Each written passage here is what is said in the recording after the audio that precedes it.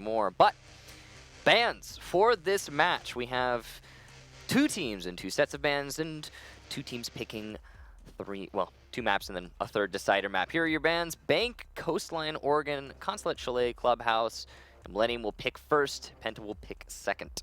So we have, for possibly the 2nd time this season, Skyscraper, who saw its first play on Monday. If it's not a decider, which it will be, we're going to have to hope that these teams tie it up.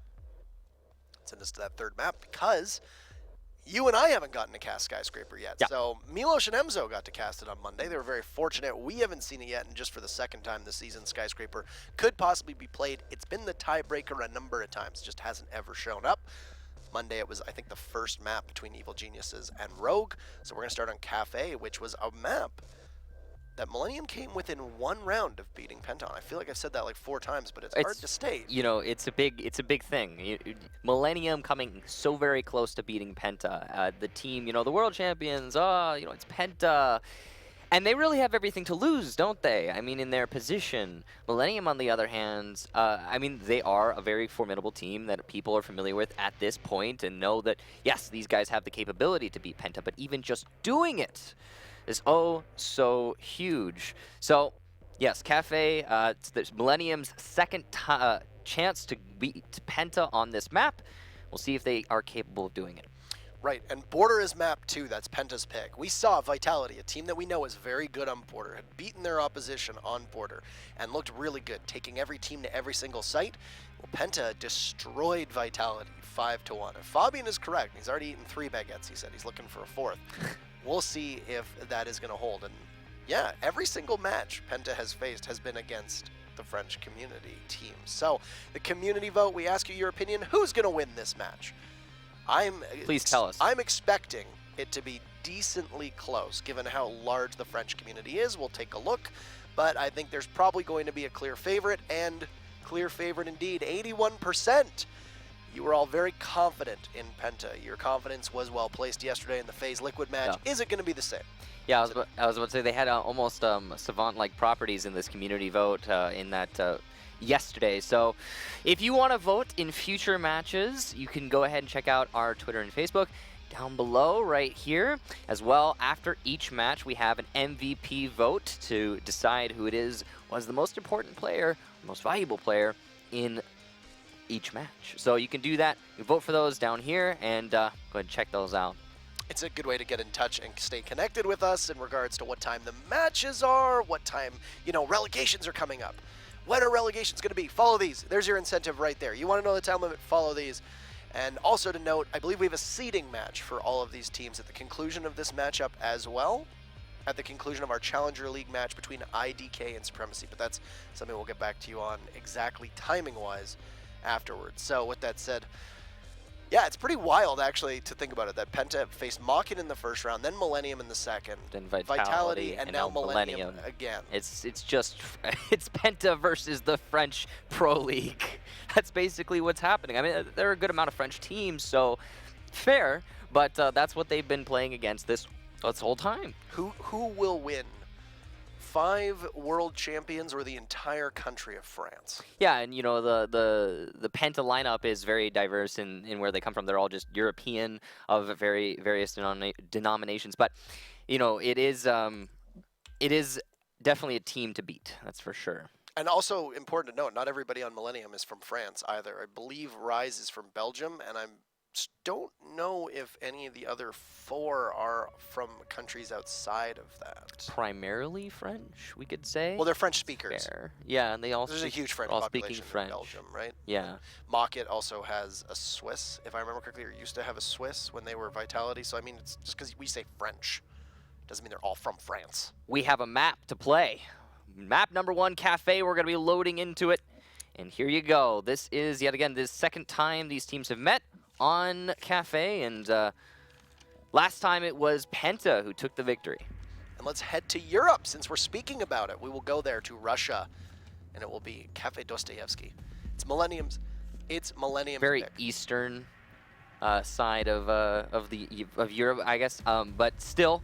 Russia's in both Asia and Russia's a big country. It's like one of the Is it one of the largest. one of the largest? I think like Up maybe there? like top 5 somewhere in there. The top 10 maybe. I don't know. Maybe like at least like top. Like it's a big country. It's a big country. It's a big country. We can Anyway, agree on that. We're on the western side of Russia, which is in Europe, just in case anybody wants to try to correct us. PENTA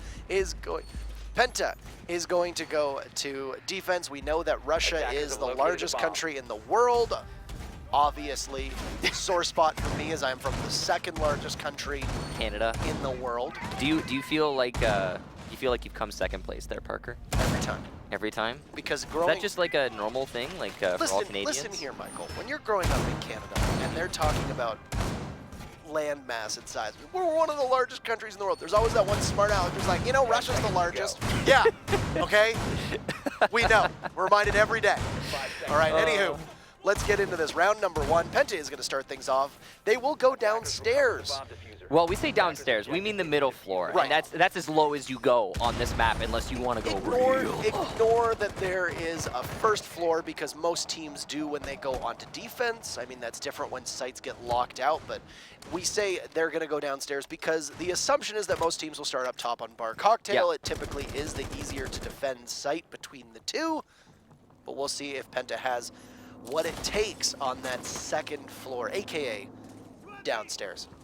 So, as you can see, Renshiro situating himself on the east windows. He's gonna try to take control of this top floor, which is the common first step of taking any floor, no matter where it is on Kafe. You gotta get top floor control before you can move on. Yona's gonna be the only player situated here to try and hold off the assault, but he's all the way over on the far end, the west side in Cigar, just waiting out the round. Is from Cigar, he can do a couple things. He can deny the skylight drop, which seems to be his primary objective as well. He can deny the red drop down, and control of Piano is also in hand, but he can easily fall back through red stairs should he need to.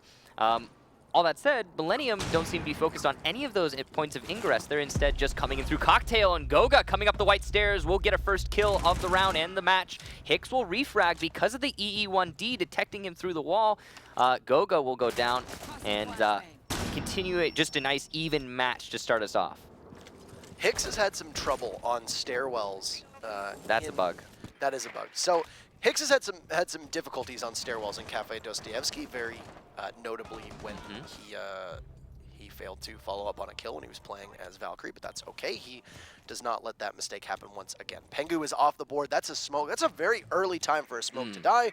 Roughly half of the round in, and you've lost your most valuable operator. But Jonas on the roam takes out Leven, and you've lost a Blackbeard and a Sledge. Not a massive amount of utility, but two very powerful fragging operators, and Jonas is going to get his second. So the newest members of PENTA, who have not been known for their fragging potential this season, are going to start things off with a volley of kills, and Jonas is going to go for another and get it. A third kill for Jonas. The Finn on red stairs is right now indomitable, and will go for a fourth as Rise pushes him out, and a pistol kill, a 4K for Jonas. Almost single-handedly winning that round for PENTA, and they'll start things off strong. So, that round all about the roaming. First you had the castle, or the pulse over by the yellow stairs, or sorry, the white stairs, getting that initial frag onto Hicks, going down very early, and then being refragged. I believe that was Goga. And then after that, it was all Jonas all day. He started off in Cigar, but played most of the round on red stairs, and that's where he got all of his kills. 4 for him in that first round, and oh so very impressive. Interesting way that Millenium chose to handle it. Now, they saw the roamer issue, and they chose to confront him one player at a time, allowing for a very easy 4K, as he only had to address a single Millenium player in every engagement. So Millenium will go up top now into Bar Cocktail, and I think it was on the broadcast on Monday when you were specifically going through how verticality and top control is so important to almost every single site in this game. Kafe is, of course, no exception. I would argue that it's probably more important on Kafe than on certain maps. I think vertical play is kind of synonymous with Siege Esports. I think it is one of the most important things to look out for. And it's something you can never overlook. Anyway, continue your thought, Parker. My point was that all of the interactions happened on that third floor. Mostly just because Jonas killed them all before they could get to the second floor. I mean, that's... They were trying. It's a pretty big difference maker, but indeed they are trying. Now we'll have to see it happen yet again, as now Millenium will have an opportunity to defend on the site that most people assume will go to first. Yeah, and that's that top floor. As you can see, the bar cocktail, and the reason you usually go to this site, wow, Shate narrowly missing some shots, and Hicks will get Jonas. Meanwhile, so that's no more kills for him in this round. He's already put in a good amount of work so far, but still, losing the IQ, and with cameras still outside, you could say that is not only a victory for Hicks in the terms of frags, but also in terms of utility and information. The anti-information no longer with PENTA. And most importantly, you've now cooled off Jonas, and his reign of terror will be confined to just the first round for the time being, as he'll sit on the bench for 2.5 minutes. And that's a long time to be sitting and waiting, but as you know, once you're dead in Siege, especially in the esports scene, post-mortem, you could still help your teammates using information from cams, and I'm sure we're going to see a lot of that. Liven with a run-up from the white garage will get Shate. Absolutely no coverage here from PENTA. And not only was a lot of time spent getting to the building, but also once they got to the building, had to started losing quite a lot of lives. And we haven't seen many successful entries yet from PENTA. We're going to see just the first one from Goga and Pengu over to the top of red stairs. So they've got a good position here to keep moving, and the EE1D is going to force the defenders to stand still, but they haven't managed to get piano control yet, and I believe there's still one player from Millenium holding inside of piano. Definitely some in the bathroom outside. There it is. Liven will be playing in the bathroom, waiting for the push. So the inability for these teams to be able to even make it close to the sites at the time being is our story at the moment. And as you said, you know, you've lost your Dokkaebi and your IQ. Not ideal, but I mean, there's still a good lineup for PENTA, and I feel like every single time we say this dreaded 5v3, which seems to be the least tenable hold that teams have. Yeah. How often we see it become a 3v3, but that will not be the case, as this time that 3v5 will become a 1v5, as Fabian will need to clutch ace, and if he is the best player in the world, he needs to show it now. I was about to say the very same thing, and he sees one player out in the open. That's Hicks. Nice headshot there. Goes for a second. Will narrowly miss it, and Renshiro wins that fight. So does that mean the torch has been handed off to Renshiro? Is he now the best in the... I'm sorry, we need to let this joke die. I mean, when he said earlier in his interview that he was the best player in the world, I think he was the only person out of everybody watching and both of us in the interview who actually believes that. I don't know. I mean, he's a world champion. You can't take that away from him. But hi, I'm Fabian. I'm world champion. I play Montaigne.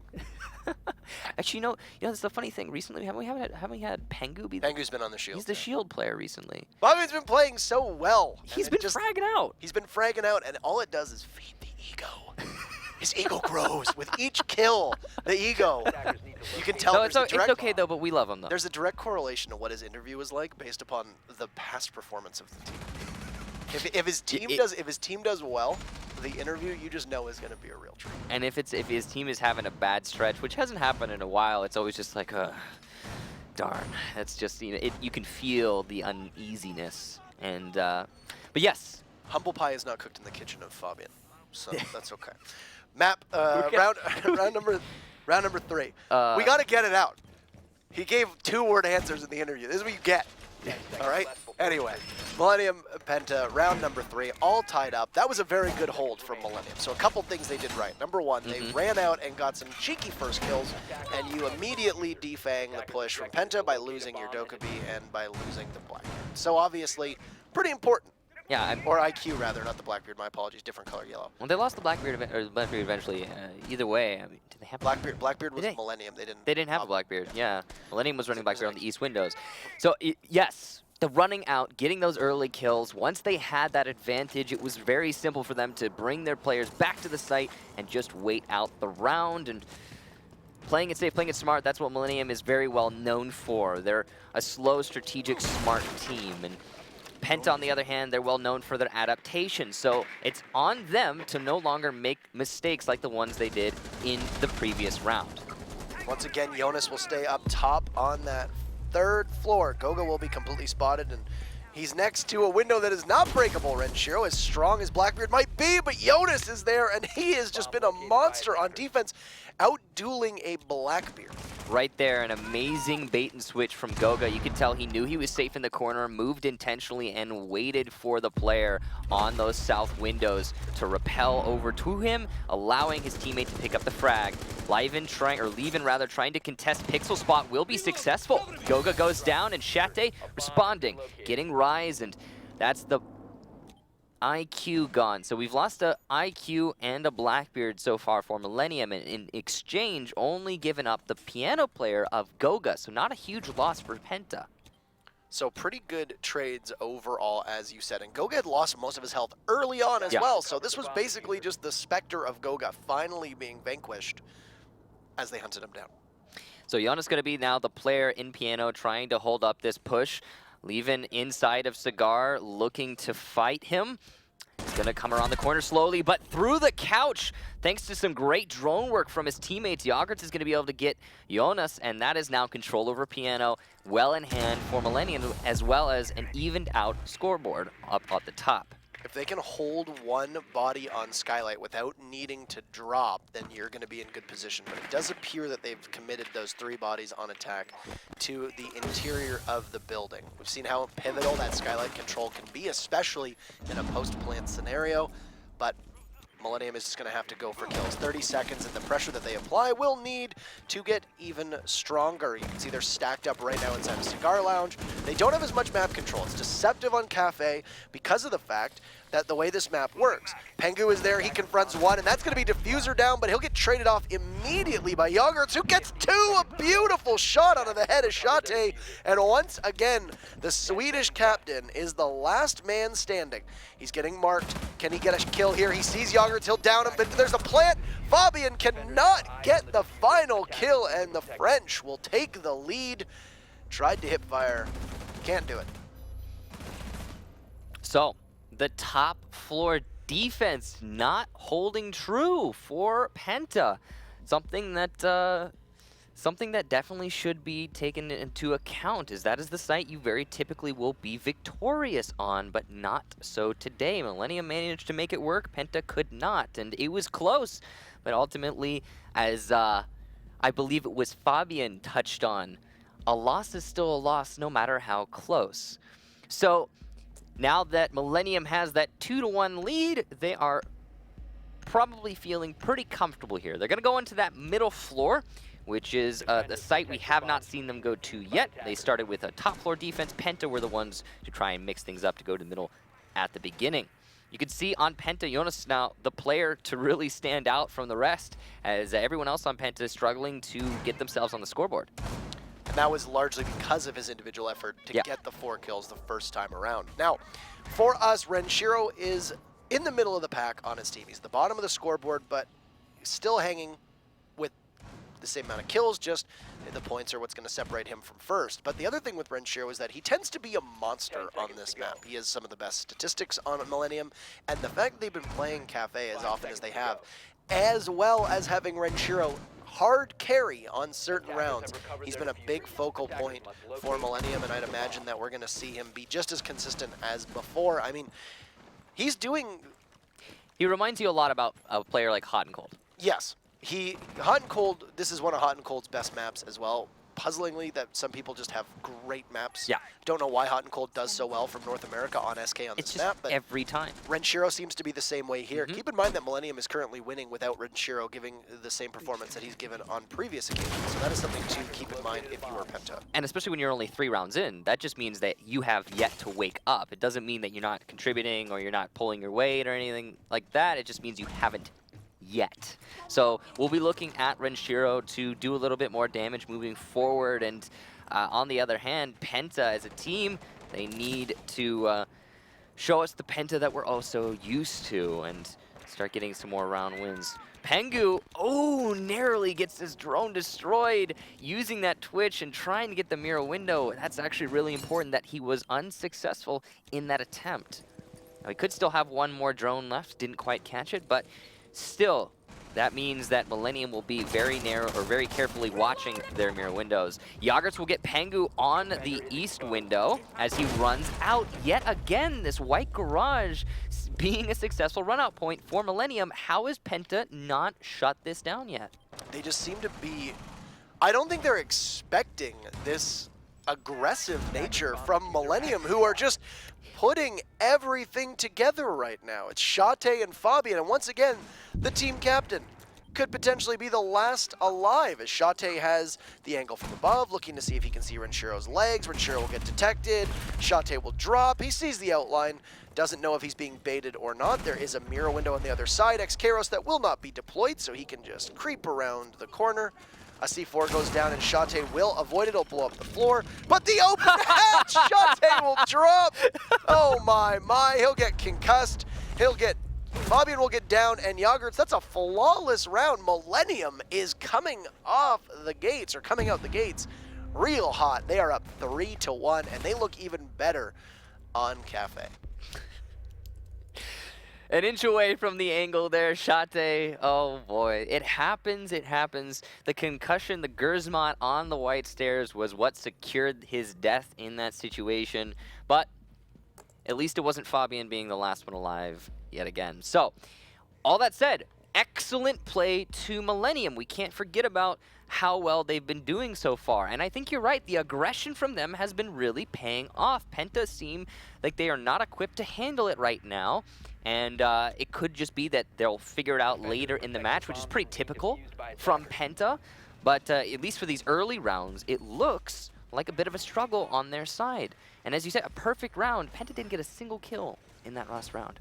And the other thing with Penta is, as you said, they are notoriously slow starters in certain matches. There have been so many times where you've thought to yourself in the 4th or the 5th round, Penta's in jeopardy on a map that they probably shouldn't be in jeopardy on. Now, I think the biggest issue is that they haven't looked as good on Kafe against Millenium as they need to. So that right there is a big difference maker. But the fact that they can't find their footing at the start of every single round and yet still manage to close the gap is part of what makes them as effective as they are as defending champions. Invitational finals against Evil Geniuses is a prime example of Penta's slow start. It's just kind of normal for them. And here you can see Fabian using a nice angle will down Yogurts, but will not secure the kill. And of course, if you're wondering why he didn't try to secure that kill, if you're not familiar with Siege Esports, it's because there are no point notifiers in their HUD. So they cannot know that they downed someone unless they see that they've actually done it. So of course, good damage done from Fabian, but it'll be evened out somewhat as he also took a bullet in return. So it's basically about the same value that he just got, but he did also waste 40 seconds. You can take a look at the clock in the top. It is almost at the 2-minute mark, and a lot of patience has been used from Millenium to ensure that this does not happen again. And Fabian using my favorite camo in the entire game. The tiger camo? That's your favorite? First of all, tiger's my favorite animals. Okay, well that's fair. Fun facts. Here's a little FF for you, a little fun fact. Tiger's my favorite animals. Okay. They're my favorite cat. They're the best cat. Okay. And I like the camo. I'm a fan of cheetahs, personally. Cheetahs are kind of cool. Yeah, I mean, I like cheetahs. I don't like cheetahs. Like, if it were a cheetah skin, I don't think I'd use. I think there is a cheetah skin. I think I'd use it. I don't think I would use it. The tiger skin is pretty cool. I remember. You're a fan of cheetahs. Remember cheetah skin in the game, you don't even know it. Way back at the beginning. Okay, Renshiro's gonna get a kill onto Eunice as he is moving his way into the building. Goga detected on the white stairs. We've seen this before, but this time he will survive.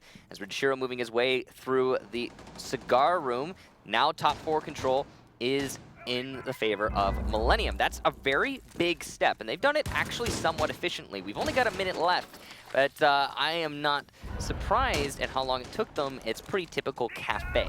And they were able to use 1D effectively, and now once again the castle will be frozen in place. Hicks will down the castle. Can he, or not down the castle? It looked like Goga must have hit the deck, and he'll manage to survive, go off and lick his wounds inside a reading room, and then the drones will follow up on him. So you can see Goga still lit up, though. He is going to be on 1 bullet's worth of HP. Rise detecting the player through the wall, giving himself some information. That's Fabian using Vigil. He has gotten a kill, but he will be refragged. Shate also gets leaving, and Pengu onto Rise. So Penta, a rally, as it's just Yogurts and Renshiro in what seemed like a Millenium favored round. Yeah, this definitely was a round that in my mind was going towards Millenium, but that late round volley from Penta has really closed the gap. And late round is exactly where we are. What a shot from Shate onto the legs of Yogurt's the Lion at the top of the hatch. Pengu will push Renshiro, and that is it for Millenium on this round. Penta will finally strike back after losing 3 in a row, closing the gap on this matchup, but still Millenium leads. Fabian had some really excellent play on his roam there. The prepped hole over by White Garage and his distance put on that hole allowed him to get away with his life as well as do decent damage to Yogurts. It also wasted quite a lot of time. His play over in the reading room managed to net him a kill, but also more importantly distracted Millenium for quite a long time in that round. They had that top 4 control, but they had trouble dealing with Fabian on his position. So well done to him. Kind of interesting here, we're actually having a Capitao from Jonas being brought out, and this is an operator that, I mean, just does not see a lot of play. His gun actually received a buff a couple months ago, I believe, and it got a less recoil, more damage buff, and it was pretty significant. His gun is way better than it used to be, and yet we still don't see him very often because his utility, while very useful, is only useful in certain situations, and it's kind of similar to a Castle. You know, Castle will look at, a lot of people will look at Castle and say, oh, he's just not that great of an operator, and the truth is, he's fantastic in certain situations, but he's not universally useful like Lion, for example. I just think we're in a position right now where Capitao is overshadowed by one operator and one operator in particular, and that is Ying. Yeah, I agreed. A lot of times you'll bring the Capitao for those 2 smokes that are, of course, immune to ADSs. With the amount of gadgets that are available on attack, the fact that those arrows from Capitao are immune to ADSs are not as crucial as they used to be. So if you can avoid getting caught in the ADSs, Ying has a lot more value than Capitao, I would say 90% of the time. And, you know, when we look to the future, we talked about those patch notes yesterday, or the, you know, future changes that are going to come to Siege when those smokes no longer exist. Capitao might see, on Ying in particular, she's going to lose them. We might see Capitao see a higher pick rate. Who knows? It's possible. I absolutely agree with that. So we're going to have Goga placing a thermite charge on the trap, on the drop down. You know, it's not really wasteful. There's not a whole lot to open with thermite on this map, so not a big deal there. Hicks gets the first kill on Jonas, and he drops the diffuser. So the diffuser's on the floor, and all the other attackers are on the roof, which means that getting that diffuser is going to take about 20 seconds at the least. So not only was that an early kill that we've been seeing Millenium get a lot of, especially on defense, but a lot of time will be wasted because of that kill, and it doesn't even seem like Penta are aware of the diffuser being down yet. I think they're just going to go for kills here. I think that's the call that Fabian has made, and we've seen Penta do it a number of times. Is at that point, they say, let's just push it. But Shate drops, he'll pick up the diffuser. That's the Dokkaebi down by the bakery or the kitchen window, just down by the white van. Right now, they will have to dislodge a number of enemies from Millenium just inside of the bar backstore, but they are playing aggressively inside of the washroom as well as that bar backstore, and they have 2 mirrors there to aid them and give them a lot of map control. I would say aggression is really the story of this match so far. Millenium not wasting any time and not playing even remotely scared. They are very much confident in their own abilities, and it's been giving them, I think, a distinct edge in this match so far. Jate going to be moving his way over to the piano bar, and he's just looking to pick apart some of the players that he has to confront over by the mirror windows. One of those mirror windows seems to have been opened up in the bathroom, which has dislodged the players. In fact, both of them have been opened up. Looks like I'm from Excaro's charges from the Habana. So good play there from Pengu to give his team that edge. Hicks is still below, and he still has a C4. So in the later part of the round, he could deny a plant. Pengu will open things up on this push with a kill onto Renshiro. So good initiative from him there. Not only getting mirror windows, but also the first frag for his team. And final 30 seconds will hit the clock now as Hicks playing below with the C4 primed and ready for somebody to either drop through the hatch or the skylight rather, and wait to see if anybody will push. A second kill from Pengu as Yogurts is felled by a headshot from the bearing 9. And phones ringing will cause the defense to scramble. As you can see, Penta is now encroaching. Shate getting the diffuser down, and it will be successful. A third for Pengu. Rise takes out Goga, but Pengu has every single kill. He'll get finished off, so no aces. 2 from Rise, playing inside of Cocktail. Both Hicks and Rise are on opposite sides of the map. Shate and Fabian are the last 2 left. If there's an EE1D, this is a good post-plant scenario in which he can use one. Both logic bombs have been used, and Hicks will finish off Shate. It's just Fabian left, and he has control of the skylight, so he can see that diffuser from above. But because there are two of Millenium, they'll try to bait out the Lion, working away on the diffuser. The Lion will pop his head up for just a second. Hicks will duel, and Fabian will get one onto Hicks. What a clutch! The best player in the world, he calls himself. And he'll even the odds between the two teams with 2 kills, and we are at 3-3 heading into lucky round number 7. Fabian put in the best possible position there, but often a position that I would say is overvalued. You know, having someone on the skylight post-plant, a lot of people say, oh, it's a no-lose situation, but actually a lot of the times in Pro League, those players lose in that position. So well done, truly, to Fabian managing to lock it out. It's very important that he got that, as now we have come from a very distinct 3-1 lead in favor of Millenium to a 3-3 even match. Penta starting their rally, starting their slow, start. And yeah, that's just typical Penta. That's what we've come to know and expect from them. So they are going to go up to that top floor, and the previous time they went to this top floor, they were not successful. In fact, they've been having more success on the middle floor, which they have won both times on defense. But upstairs, they have yet to pull out a victory, so they're going to need to change that here and now, and if they do, we'll be put on to match point. I want to just touch on the fact that Millenium actually played that exactly as the way they should have. They just weren't able to land their shots. So in a scenario like that, for people that are curious, when the diffuser is down, you said it's not always a given that the person playing at that skylight is going to win. For a couple reasons. Number one, what's going to be exposed when you look over that skylight?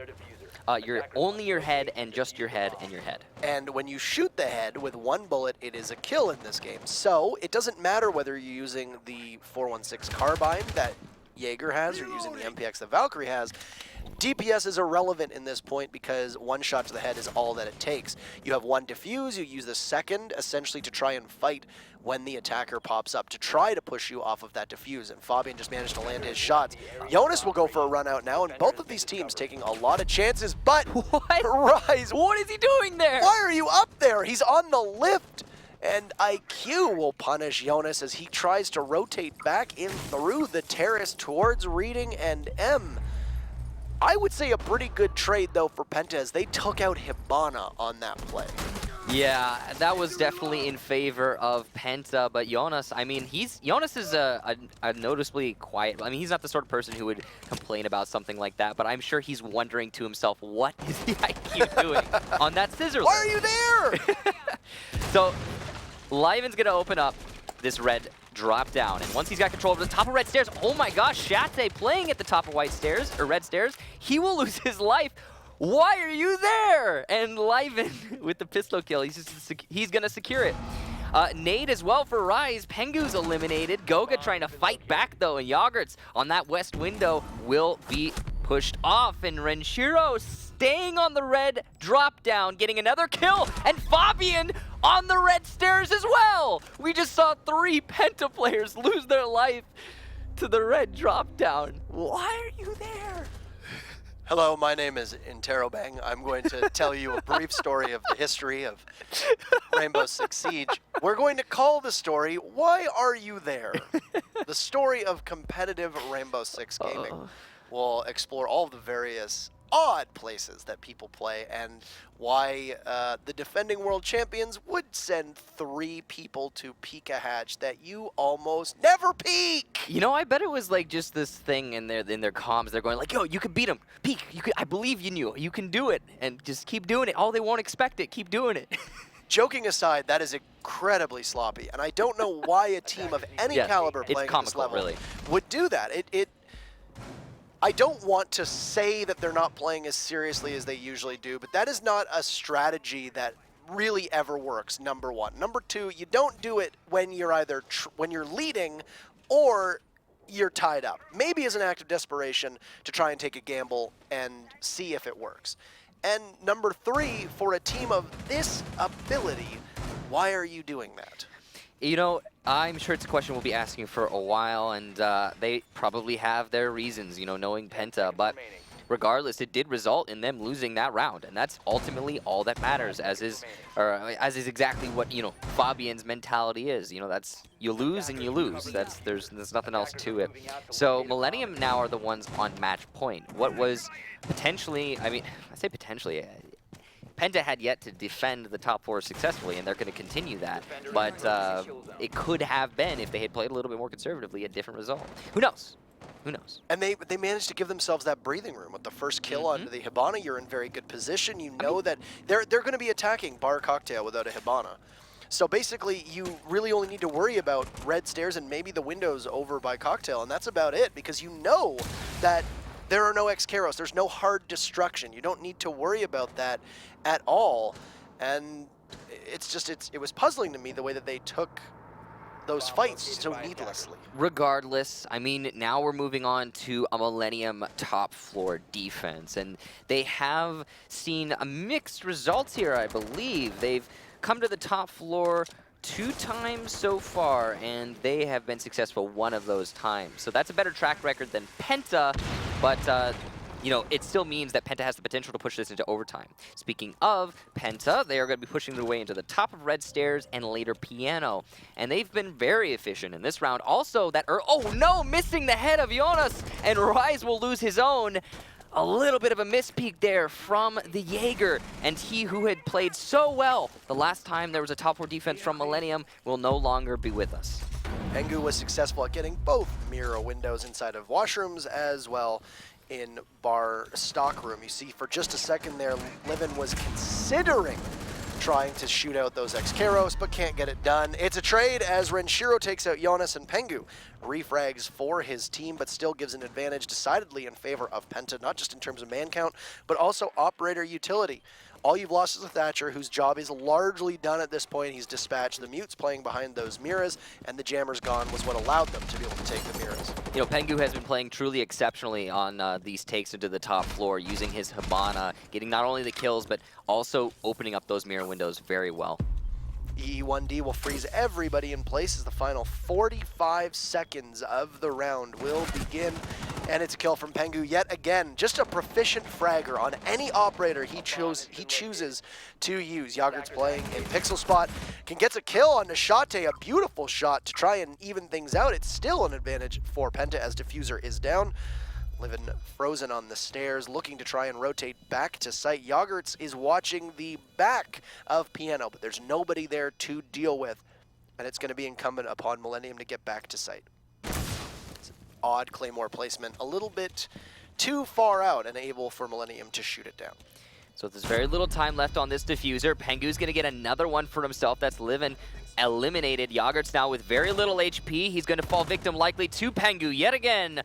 The star player for PENTA so far in this match will put it into overtime with a very, very well done round. And that is the second time on the top floor attack that Pengu has been the deciding factor in the victory. I mean, we saw Fabian clutch from that skylight, but the setup there was Pengu getting the initial entry frags and opening up those mirror windows. That's twice now he's done that. So as good of a game as Rise and Renshiro have been having for their team, it's been a big effort from Pengu and Fabian over the last couple rounds to bring us into overtime. By nature of the coin flip, Millenium will start on defense.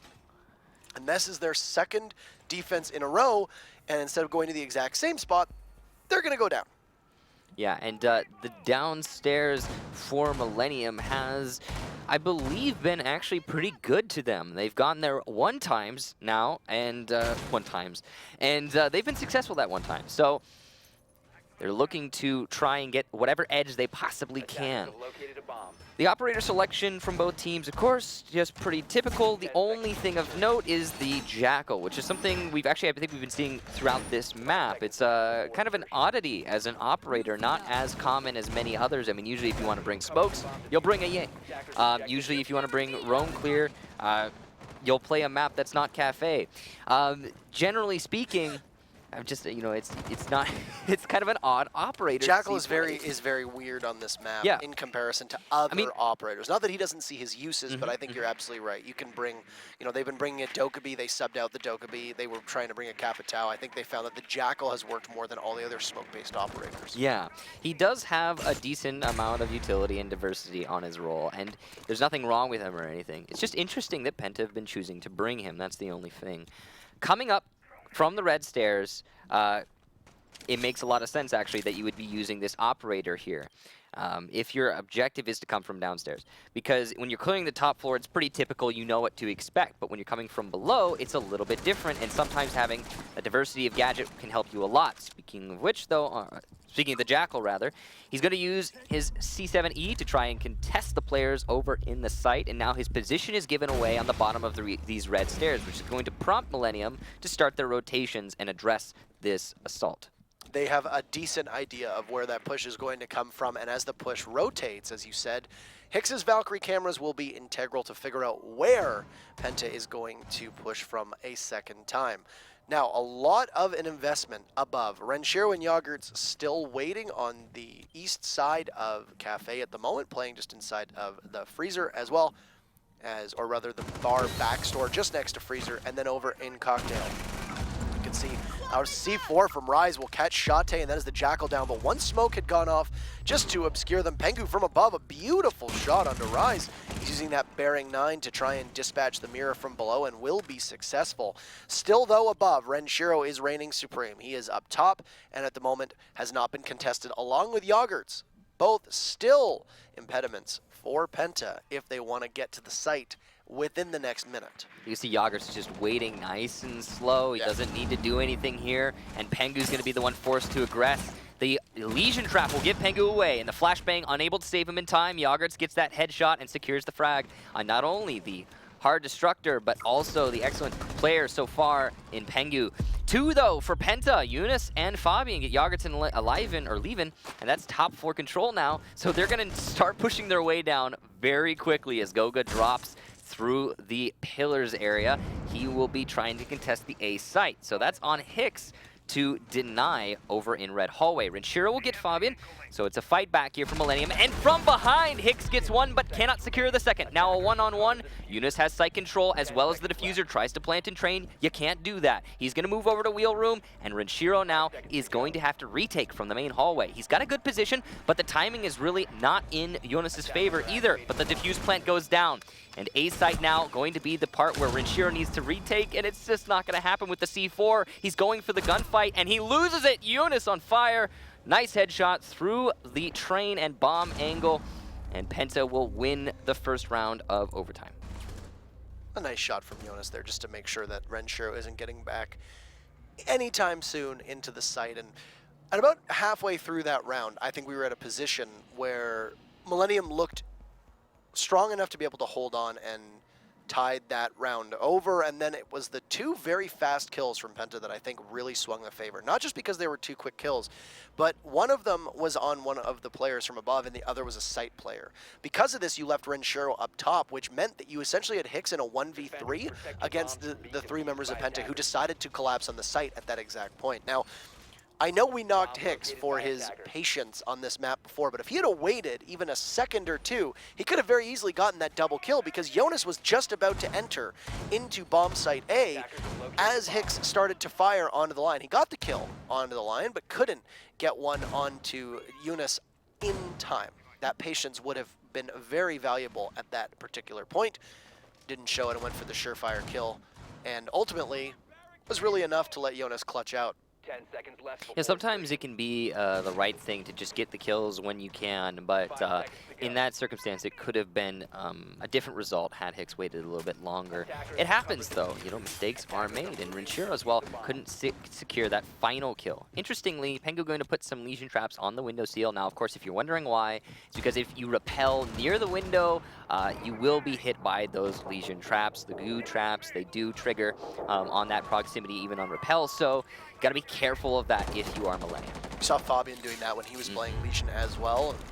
It's something that there are little tips and tricks, and a lot of people will ask, you know, how do I get better at this game? I know that it sounds silly, but just watch Pro League. You'll learn an awful lot about things you can do. You might not execute them correctly, but at least you have the basics and fundamentals down.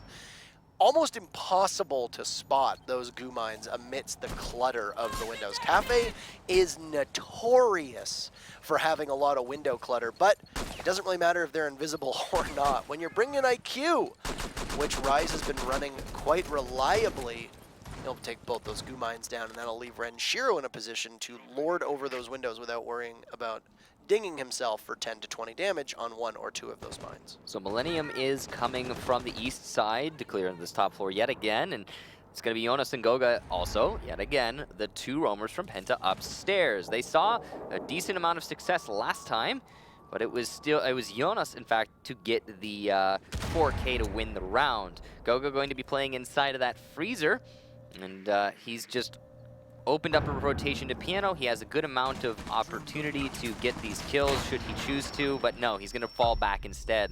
Liven gets Jonas as well, or Liven rather gets Jonas as well. So now top floor control.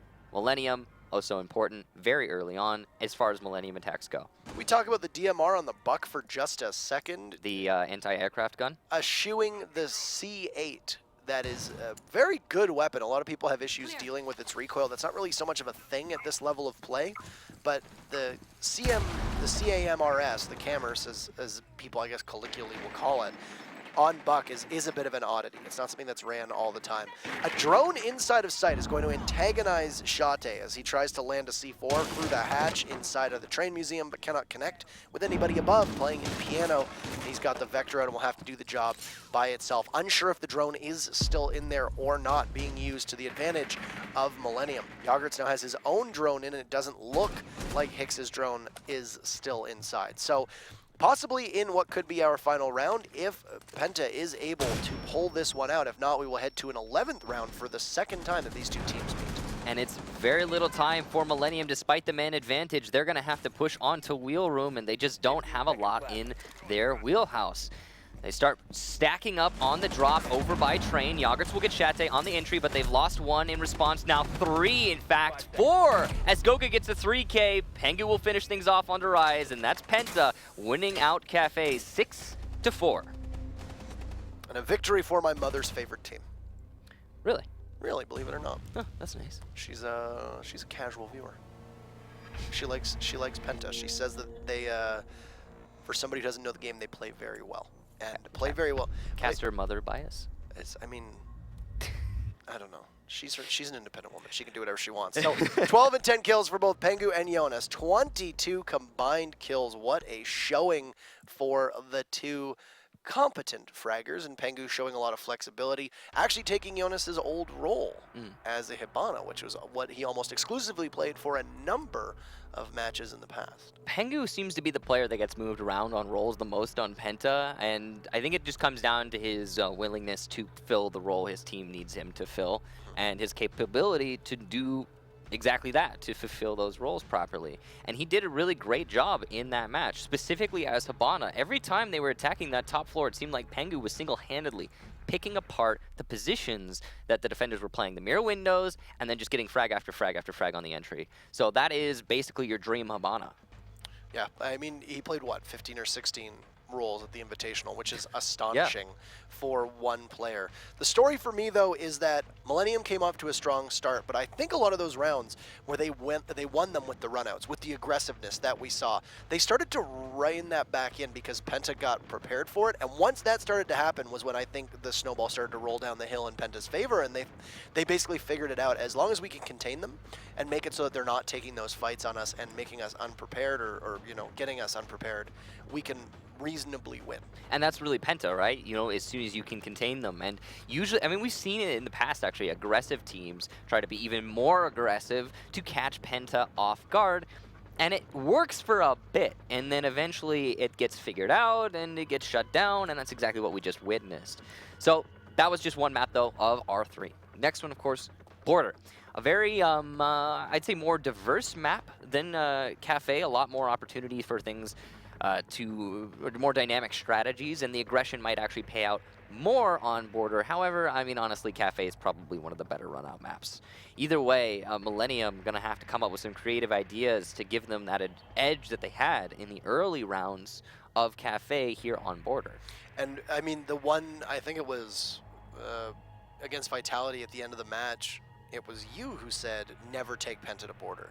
Yeah, I mean, you know, it's... Which I think is a very valid point. They've looked very good on it. For Millenium, it'll be a maybe question of whether they can rise to the challenge. Because, like I said, this is a team that has gotten very, very good. I think there's no real dispute here. I don't think it's in dispute at all. Millenium has looked like the best French team so far this season. Vitality... I mean, they're the ones going to land. Right, and Vitality is so close. They're just nipping at their heels. But, at the same time, Millenium has made leaps and bounds. I think, as Livin said at the start, you want to use some strategies to see if they work in a real match environment, but you don't want to show your whole hand because you're confident in your ability to go to land either as first or second seed. And depending on what happens in this matchup, we will know or need a third map to determine our first and second seed. Border in, I believe it's the Middle East is where we are going to go for our second map. You know, no matter what, I want to see Skyscraper, if I'm being honest, just for the sake of the map, because we haven't seen it very much at all in recent times. Fabian loves Frost, and Frost sees an inordinate amount of play on Skyscraper, so... I think Skyscraper is one of Frost's best maps. It's, as weird as that is to say, Frost having a really good map, I think on, especially on Tea Room Karaoke, there's just some really great spots to put Frost traps. I don't know what else to say. I mean, she's not exactly an in-the-meta operator, I would say. That's an understatement. It's an understatement, yeah. Yeah, Skyscraper's a map she gets played on quite a bit.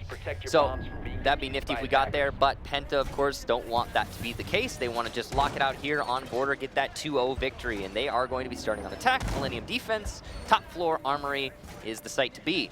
You can see that there's a C4 emphasis being placed on Millenium's side. They have the Pulse, and they're going to be playing likely downstairs because of that. Something to note, we saw a little bit of that on Kafe, some vertical play from defenders using C4 from below, trying to hold that top floor with the destruction of the C4 from below. But it didn't work. It didn't work at all. I don't think we had, I think we had maybe 1 or 2 C4s successful using that downstairs presence. I want to say it was Millenium who was going for the below site C4 plays, and how much of it is Millenium missing their mark? But also, if you notice the way that Penta pushed most of the time, they did it in ways that they weren't susceptible to a C4. They largely avoided dropping the Skylight. They largely avoided trying to get a plant in an area where sitting by pillars downstairs, Millenium could capitalize by using that explosive to blow up the planter or one member of the planter team. And here on Border, there's very less opportunity to avoid that destruction from below. There's a lot of spots where you just don't have a choice. Pengu's drone gonna try and make its way through to get the mirror windows, but it's not gonna happen. So he's gonna have probably another one to attempt later on, but for the first one, it's just a failed attempt. So, but yeah, on Border, you don't have nearly as much opportunity to dodge the C4. It is much more lethal. However, as you say, there were some missed marks from Millenium as well. The C4 is just outright missing.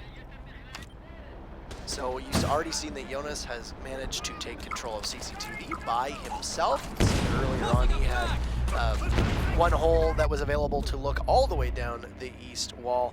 You see, the exothermic charge will get placed by Goga, but it looked like it was taken out by a bandit charge. First kill is going to go to Levin as Pengu is off the board, and oh no, the best player in the world, Fabian, ladies and gentlemen, will nade his teammate. Shate is down, and those are the grenades that you come to expect. I'm actually glad he gave us that.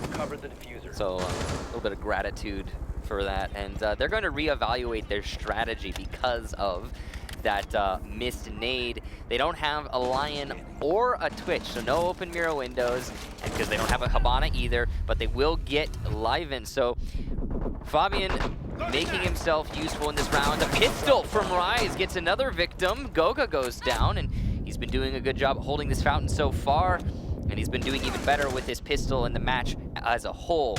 A little bit of HP lost there from Rise, but he's going to keep the pistol out and do some more damage, downing Fabian and doing a little bit of damage to Eunice as well. So narrowly not a triple kill. Penta, though, going to be able to retrieve their players. Hicks trying to deny this pickup. The C4 is going to miss. And you can see Millenium are stacked up on this office hold. They are ready for the push from PENTA when it comes. The sledge of Fabian will get ever closer and be torn to pieces by the SMG-11. And as Jonas tries to finish things off, he's not able to get one of the 3 defenders who were all log-jammed inside of Archives. That's an easy finish. M fighting, as you could say, and they will take the lead 1-0. So, a big reason why that push fell apart was an inability to take the armory wall. Number 1, Pengu's Twitch drone could not deal with the mirror that was positioned inside of Armory Office, as well could not take care of the bandit charges. And even with the aid of an EE-1D, no real opportunity whatsoever for PENTA to take that armory wall. They lost too many bodies at that point. There was the unfortunate team kill from Fabian, and it put PENTA in a position where they had to make a mid-round rotate that just was easy to read and easier to stop. And now it's PENTA's turn to go to that top floor. And they are going to be setting up pretty typically, no 75% hold, just your typical top floor. They're going to set up a mirror on the armory wall. So instead of using it inside of Armory Office, they're just going to do it on the armory wall. An interesting strategy that will... I don't know how much I like this, because it always seems to have middling success. Sometimes it works very successfully and allows the bandit to play at that door. As you can see, that's where Eunice is going to be. Maybe use the mirror window for a run out or two and deny a exothermic charge or X-Kairos going down from that wall, because there is no thermite in this instance. But there's often usually somebody there either on rappel or holding the angle by CCTV to catch you when you run out of that doorway. You can see that I was in fact wrong. They are doing a 75% hold. It's set up pretty late in the round, actually 30 seconds in, but they have it now established. PENTA going to be trying to hold CCTV as much as they possibly can. Millenium now going to have to confront that head on. And you see they're actually focusing a lot on droning out downstairs. Currently, it doesn't seem that PENTA have any presence downstairs, but Millenium want to be sure of that before they push into the building. That's a good strategy to have. It's definitely the thorough Millenium that we have come to know and love, and it will get them at least the knowledge that they don't have to confront anyone downstairs moving forward. But I say all this, the drop down inside of CCTV is open, and PENTA have 2 players in CCTV, likely going to use that drop down should they need moving forward. So Livin is downstairs to try and catch those players when they rotate. Yogurts will get Fabian on the entry. That's the rook gone. So no utility lost, but definitely a player that would be preferably, of course, alive. It's still, though, just balconies for Millenium. They are holding outside and outside only. They haven't really started their push into the building. You can see that the EE-1Ds will have some success in maneuvering PENTA away from some good hold positions, but no kills netted. Pengu will fall off of the filing cabinets. You know that playing inside a fountain is Jonas, who might be potentially bandit tricking. He is in a position where he cannot deal with those 6 X-Kairos pellets, which will claim their target on the reinforced wall into Archives. 2 drones will skate by Jonas as one decides to swerve out of the way and change his course. And still, this bandit is holding a very small angle onto the window using that MP7 and tap firing away, daring somebody to vault in and potentially meet their demise. Pengu will get concussed and runs outside. He will be detected. This is incredibly brazen. He'll get Hicks before getting downed as Goga takes out Levin, and Rise will trade off with Jonas inside of Fountain. So with Rise being ever so closely to the B bomb site, he'll need to have a faster pace. Ranchero taking out Pengu will give an advantage, but Goga is there to take out Yogurts. They will trade off operators. A diffuser still not in the hands of Millenium. Ranchero gets felled by the Vector of Shate, and it's all up to the Sophia of Rise, who's inside a Fountain. And what is going on with his weapon? 15 seconds to go. Holding his weapon next to his cheekbone, he's looking for some frags. He's gonna have to find 2 with only 8 seconds. Moving his way over to the main hallway, he goes for the ADS through his gun, gets 1 down onto Goga. Can he get the second? No, there's not enough time. The Mira stays alive and persists, giving the round win over to PENTA for similar reasons to why Millenium got the round win last time. And a lot of it is that time management just not working out for Millenium in the round. And a lot of that also, I mean, the CCTV hold from PENTA, well done to them in stalling for so very long. So it's 2 defensive wins in a row Yep. from both of the teams, showing off that this could be a masterclass of defensive prowess. Look at what Millenium is going to pull out. Now, I don't know what it is with EU and Border over the last couple weeks, but we have seen a revolving door of defenses on every single site. Attackers need to Bathroom locate and defuse and tellers bombs. downstairs, ventilations and workshop, customs and supply room, and then, of course, armory and archives upstairs. It's not usual to see this site get defended. It is probably the least savory of the 4. You see it with the lowest percentage of the 4 as well. You know, we say that it was Penta who largely popularized the customs defense downstairs as not necessarily a 2ATV type scenario with workshop ventilations, but a viable place to defend if you need it in a pinch. But Bathroom Tellers just doesn't usually see play. I can't recollect the exact match, but the last time we saw Bathroom Tellers, it was successful. So, you know, it doesn't usually see play, but it has mixed results, not necessarily all bad. And the way that Millenium are setting themselves up here, they seem to know what is necessary to win on this site. And hey, if you can make it work, you can make it work. That's the most important thing. That's really what it all boils down to. Castle barricades and mirror windows are very important on this defensive strategy, and they are going to have to be employed perfectly to net a win in Millenium's favor. So far, the setup seems pretty good. Jonas coming over on the top of the east stairs, though. He's going to try and confront this first castle barricade and cut down the middle of the defense. Through the wall, Shantae's going to eat some damage from Hicks. Nice pre-fire there. Can't possibly know where the sledge is, but he gets the damage down. It's a fair amount of damage from a UMP through a wall as well. A very low DPS gun on defense and able to do so with bullet pen that could have been potentially bad for Shantae if it had been maybe an inch higher than where the shots were landing. You know, I believe it was you. We were having a conversation about the UMP previously, and you said it was you who said the UMP is a very consistent gun. And I think if you have the knowledge, the game sense, then you know where you're aiming, you can get that consistent damage down. Sledgehammer from Shantae will result in his being down, but not secure. Just narrowly, Rise will miss the shots, and Shantae's going to get picked up in the hallway in that quick action situation. Rise now continuing to contest that corner, but he's going to fall back to the mirror window. Much safer position. Shantae's got the nades, though. Rise better hope his ADSs are still up and running. Yagert's meanwhile playing over by the fountain, trying to help his teammate out somewhat. Hicks will get Pengu, and it's just action after engagement after action. Jonas will refrag, and Shantae with the nade well placed. The ADS seemingly not up anymore, and Penta has gotten that man advantage. The irony of a Jaeger falling to frag grenades is always something worth laughing about, no matter which team it is. Yagerts will dispatch Shantae, and now a 3v3 will await us in the final minute of play on round number 3. Of course, all tied up. A C4 from Leven will hit its mark onto Fabian, and that will mean that it is just Goga and Jonas left for Penta. He will find one, though, as Penta equalizes with Yagerts being taken out of action, and that's Hicks and Leven as the last 2. So a Castle and a Valkyrie, 2 of the slowest firing guns and the least DPS on defense. But in the background, Goga gets the diffuser down, and he has full control of the site. Hicks will take out Jonas, though, as Jonas wondering what he was doing watching that angle. But how do you retake onto Goga, who is just holding inside a bathroom? The answer is, for Hicks at least, you don't. Now Leven, the very final Millenium player, is going to have to push through the doorway against a solidified anchor hold here from Goga. Odd position to be playing, and he's given away his spot by pre-firing. Leven with the perfect peaks and hitting the shots will win the round for his team. Millenium put themselves up 2-1, defending Tellers. You know, the funny thing about that round, it was all the action was upstairs, and then it was just a small maneuver from one player on Penta to push into the site and get the plan. I understand why Goga did it, but at the same time, you gotta wonder why he didn't just play that half wall inside a bathroom right by the door. Why would you try to peek and take that engagement?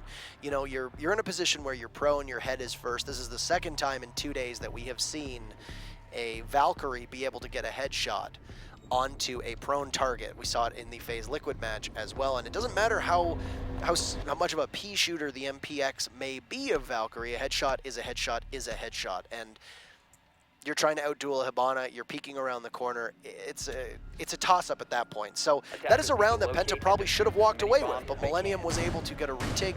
It was a nice retake, don't get me wrong, but a bit of a misplay as well from the way that Goga had that handled. You know, I said it in Phase Liquid, and I'll say it again. Goga, what he was thinking there was, oh, play an odd angle, do something different, try to get, you know, because he respects the player he's playing against. Levin is a very good player, and you gotta try and mix them up, right? And not let them predict where you're playing. Yet at the same time, playing a hard 90-degree angle on the half wall is so safe, and just an odd thing not to do. Regardless, the loss is the loss for Penta, the win is the win for Millenium, and that's the most important thing. You could pull out the bearing 9 and just play that angle too. I mean, Hibana has so many tools available. Parker. Like, I agree with you. I think you're absolutely right. That really should have been a win for Goga, but it is what it is. Astonishing. So, yeah. Getting things underway, Penta will use a very similar strategy to what we saw last time around. The mirror will go onto the wall. This was obviously aided them last time. Their success rate on Armory was perfect, and they will set a similar style of defense up, but will do what you have said many times about Border, which is basically defend upstairs in a very similar method to the way that you would if it was the Armory archive site, except it's downstairs in Ventilation Workshop. I think this is the first time we're seeing Ventilation Workshop actually come out, as we've seen, it is the first time, as we've seen 2 Armory defenses and then a Teller defense. So just a little bit of a, I want to say new thing, but not really. Penta, though, holding a 4-man upstairs defense, and that means if Millenium read this and try to go downstairs, they might see success, they might not. I mean, last time I recall a Border being played, and that was the wrong lifeline there from Rise. Oh no, continuing with the wrong lifeline. He's trying to open the castle barricade, but he's using his concussions. It happens from time to time. It does happen, yeah. Castle barricade going to be intact, and it looks like they're going to put Levin in a position to try and open it up. And still trying to confront those castle barricades. Of course, Sophia has just as much breachability.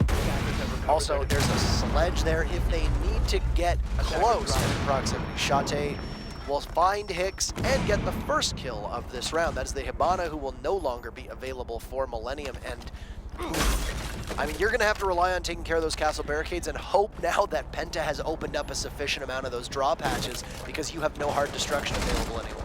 All the while, though, the diffuser is down, and it looks like it's down in the position the defenders can hold. Yogurt's from the sandwich window over on the north side. We'll get Pengu from behind, who's not paying much attention to his flank.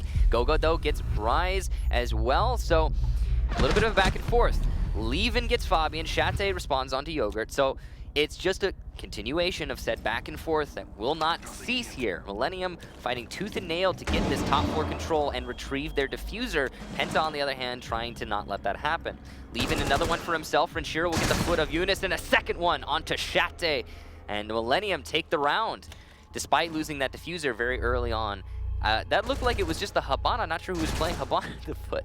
Not sure who was playing Hibana there, but the diffuser was downed over on the A wall. Well, what would be the A wall if it were an Armory defense? But the Armory wall doorway on a ingress that was ill-advised, given there was a 4-man hold upstairs.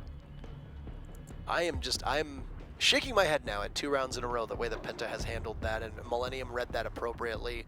Yogurt's caught Pengu sleeping inside of Armory office or Armory desk, and then small office, ticket booth. Various names. I'm retiring ticket booth. Is that one dead? Attackers need to locate and defuse. You heard it here first, ladies and gentlemen. Ticket booth as a call for that little room inside of Armory is officially no longer acceptable, and it has been dealt with. F's in chat, please. F's in chat for the ticket booth. F's in chat for ticket booth. It's just, it was a call that was used by one team in North America. I never heard that one. But it was like a Challenger League team. It wasn't a Pro League team, and I liked the call because it was distinct. I mean, there's how many desks, how many offices are there in this? You can also say it's like ticket, but you know, it's not a ticket because it's like a desk. If anything, I would call this ticket booth. That's customs. Custom security? Custom small office? Oh, small. You know, honestly? Thank you for humoring us. Attackers recovered the bomb Sure. diffuser. Attackers are heading That's out okay. to We'll figure it Various out. names, probably. This is one of the things where it's just like teams, and there's regional differences in callouts as well, and I think people forget that as it's... Here's the thing. It's not only regional, it's also team-based. Of course. It gets even more specific. so forgive us from time to time. Activated. Round number 5. Millenium has looked much better than every team that has faced off against Pentium. Pentium. We gotta stop, man. Penta. Time to stop. Penta. Stop. Penta. I was gonna combine Millennium and Penta. Wait, we were gonna call it what? Millennium and Penta merged into Pentium. Pentium? Yeah, I mean, it kind of works. So, So, be an interesting team. Shate doing some remodeling from above. Sees B, looks down into the site. Who is playing there? Isn't able to secure any kills or any shots. No real intel being provided, but what he's doing by sledging away at the floor is he's making it so that the defense cannot sit comfortably under those open holes because they will be in constant fear that there could be somebody playing at that position. We critiqued the way that Millennium C4s had been going in map number 1. They have had a much higher success rate in map number 2, and the C4 from Leven will connect and find a target. And then it's Shate to sledge from above. Jonas tries to find his own target inside of stock, but they are prone at the window. It's Hicks, the castle, trying to outduel the Zofia just outside the front door. This setup here from Millenium is really working out for them so far. You can see Penta unsure where they want to go. They have gotten that top floor, but they're not really doing much with it. I mean, Shate, the sledge already has lost his life to the C4, and he didn't really get anything done. EU1D will be detonated and not net any results. Though, all the while, an attempted defuse plant inside of B doesn't seem to be stopped at all from Millennium. They're too far afield, and oh no! Eunice by himself will waltz in through the B window, get the plant, and quickly be dispatched by an excellent shot from Hicks. But Fabian, not letting the man advantage slip away too quickly, will get Leven. Goga also gets Hicks. So Penta with the post plant and a 1 versus 3, as Renshiro has been downed, looks poised to win this round. And just simply using these EU1Ds as a post plant, you won't have that opportunity to do that when Lion only has 2. Rise managing to get a great kill on Goge. He'll push the Lion, but oh no!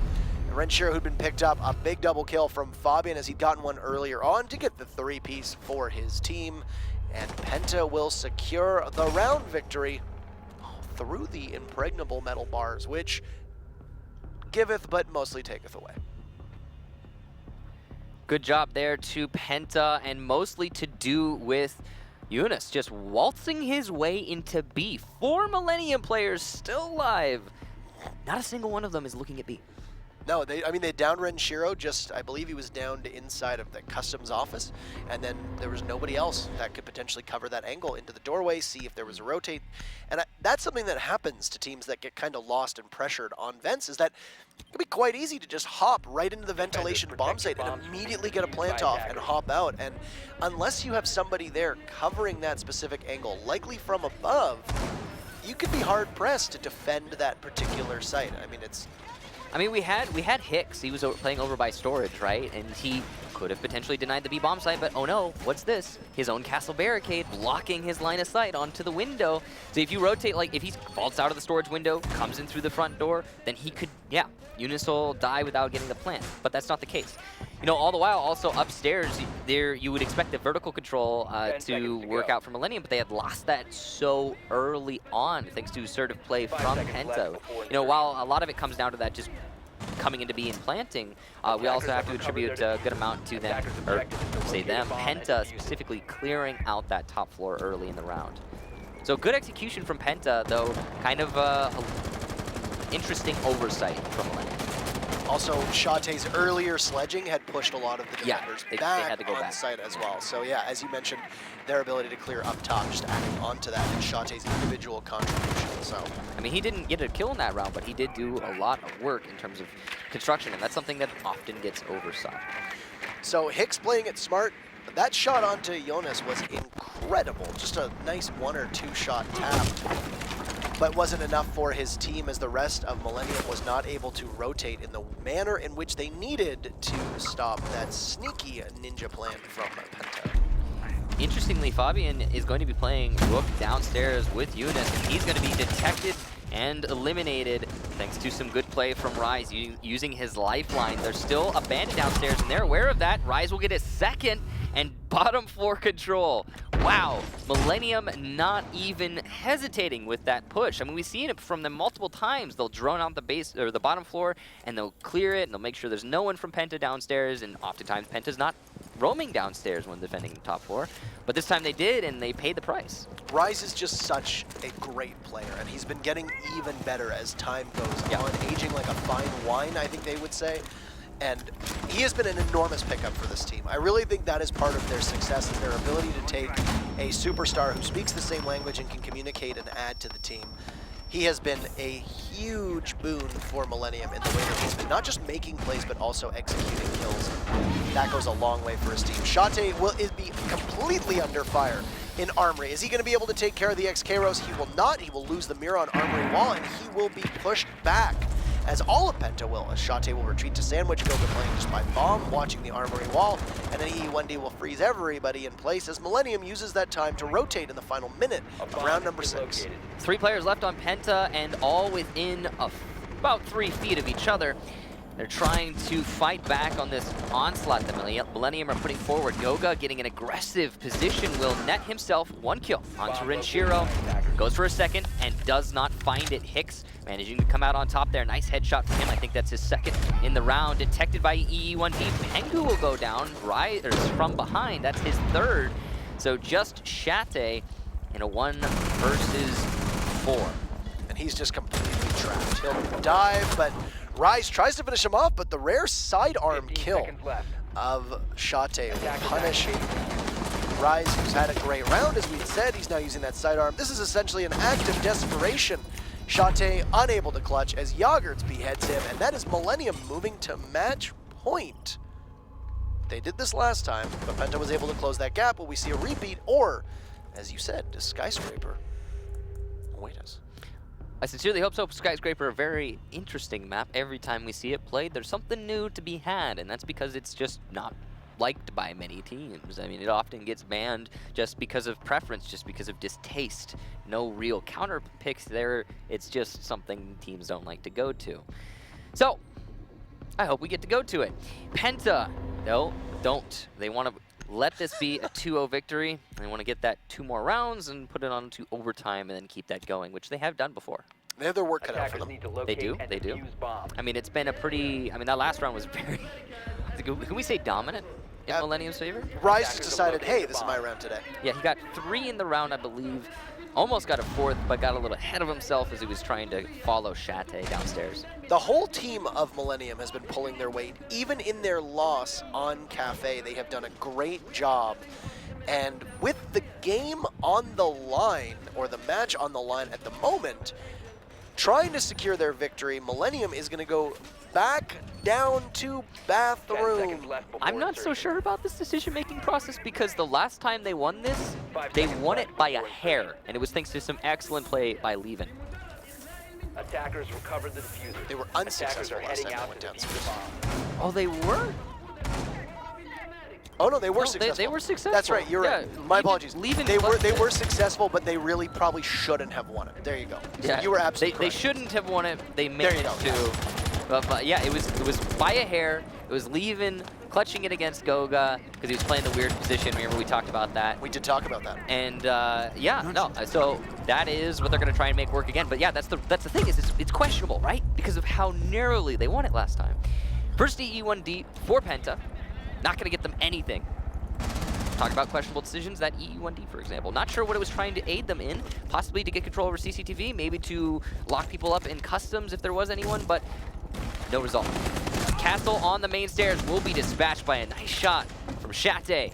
Through those wood bars, he will manage to get the cat. That's a very important kill. I mean, having that position opened up means that they can move their way over to Armory and isolate it without any more necessary work. We saw this exact same play last time around, and there's been a small change.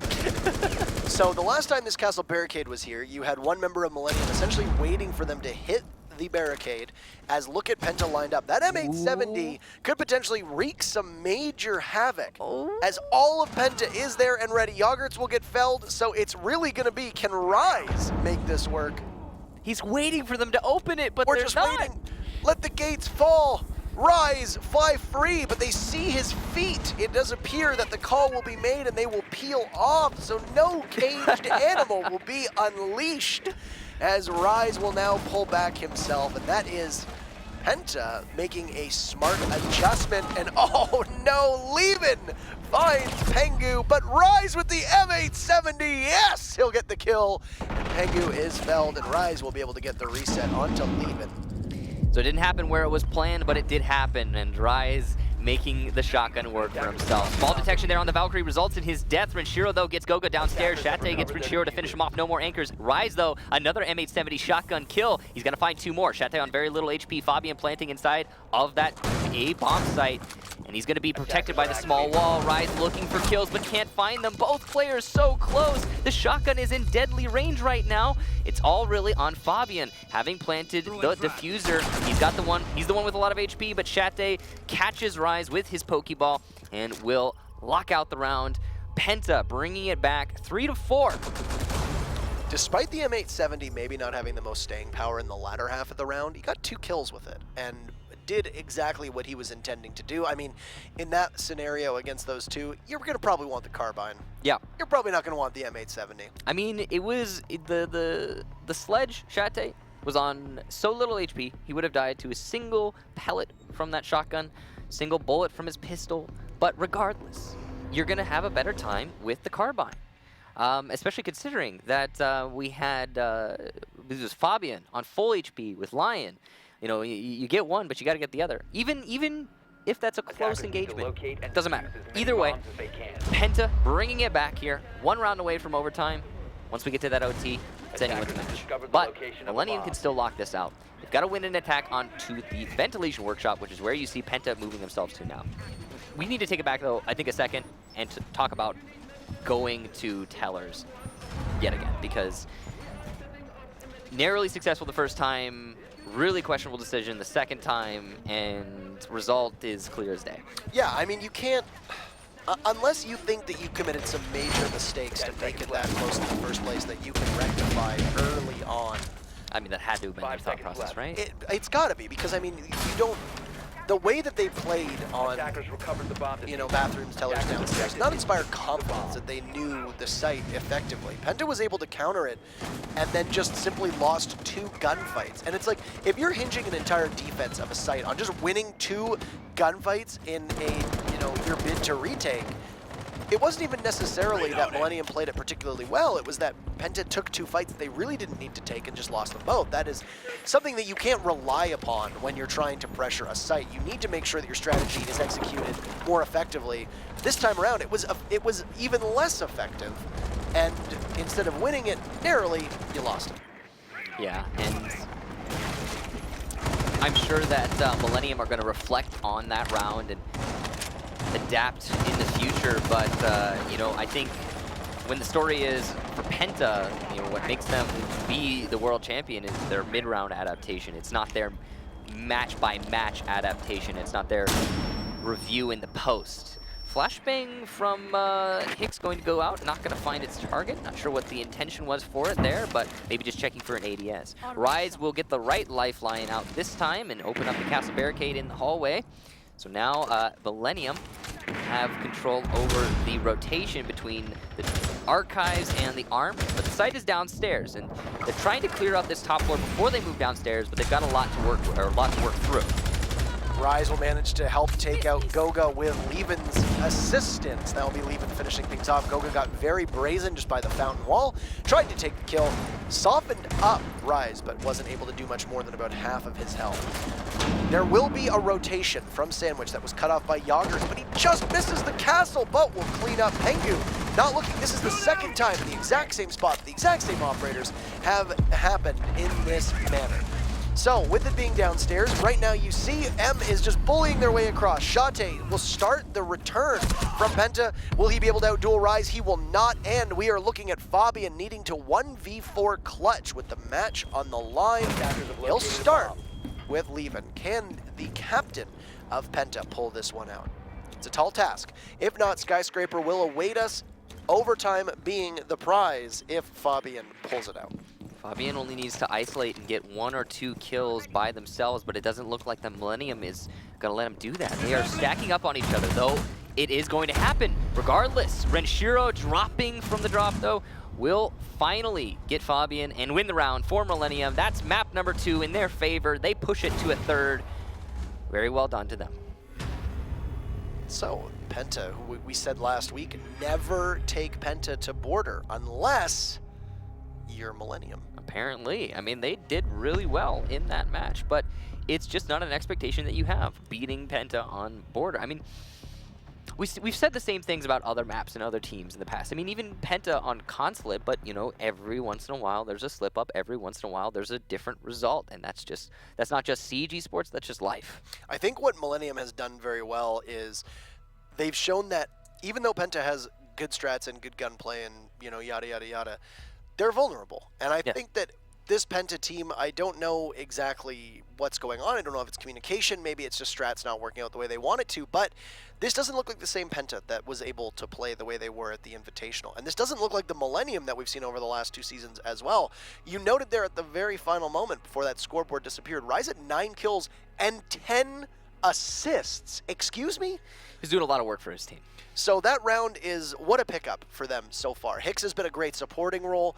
I mean, I fear for Hicks that people are just going to remember the mishap on Cafe from a couple weeks ago when he was the Valkyrie. On the stairs. On the stairs. Yeah. But I think that his contributions have been so much more than just, you know, one meme video that people are going to see of a misplay that he made. And both he and Yogurts were integral at being that supporting cast to help flesh out the success of the rest of Millenium. And a great effort overall. And just the rounds, some of the rounds that they won, most of the rounds that they won were pretty decided. They were big rounds. The PENTA wins were, you know, very, I would say, in line with your norm. You've got a defense successful on the armory. You've got a successful attack on ventilation. And it was due to some great isolation, some pretty typical strategy work there. And then the final win that PENTA managed to get was an attack onto Tellers, which they had lost previously and had been, yeah, sure, they've been able to read it and adapt to it, but you should win an attack onto Tellers. That's the normal. And it's what I'd say 75% of that defense is victory in the favor of the attackers. It's a risk, it's a gamble for the defenders. And sometimes it works, but, you know, it shouldn't have worked the first time. It did work the second time, but ultimately a lot of their victories, a lot of PENTA's victories were because, yeah, okay, that you should win that round. Right. That makes sense that you would win that round. It's a typical victory. And the way that they played each of the rounds were pretty normal. I mean, there wasn't a whole lot of new strategy, any changes that we're used to seeing from PENTA. It was all just your normal European meta. And that might just be because this is a seeding match. And I hate to say it, but it might just be. I mean, Levin alluded to that right at the start. Yeah. He basically just said, we're confident going into this. We're confident in our matchup against, you know, PENTA. Obviously, we want to win, but it's going to be about using strategies that we've adapted to and made to see if they work in an actual match setting. And I mean, what better team to do it against than PENTA? And 2, hiding strategies for LAN. And every team is going to do this. Not to discredit this matchup because it has been exciting so far, but there is a thought process that it's just a seeding match. It's better if we get second seed than if we completely show all of our strategies to get counter-stratted. It's about the amount of work that you have to do. Each of these strategies require, I mean, it's not as simple as just going into a custom match with your team and being like, let's do this.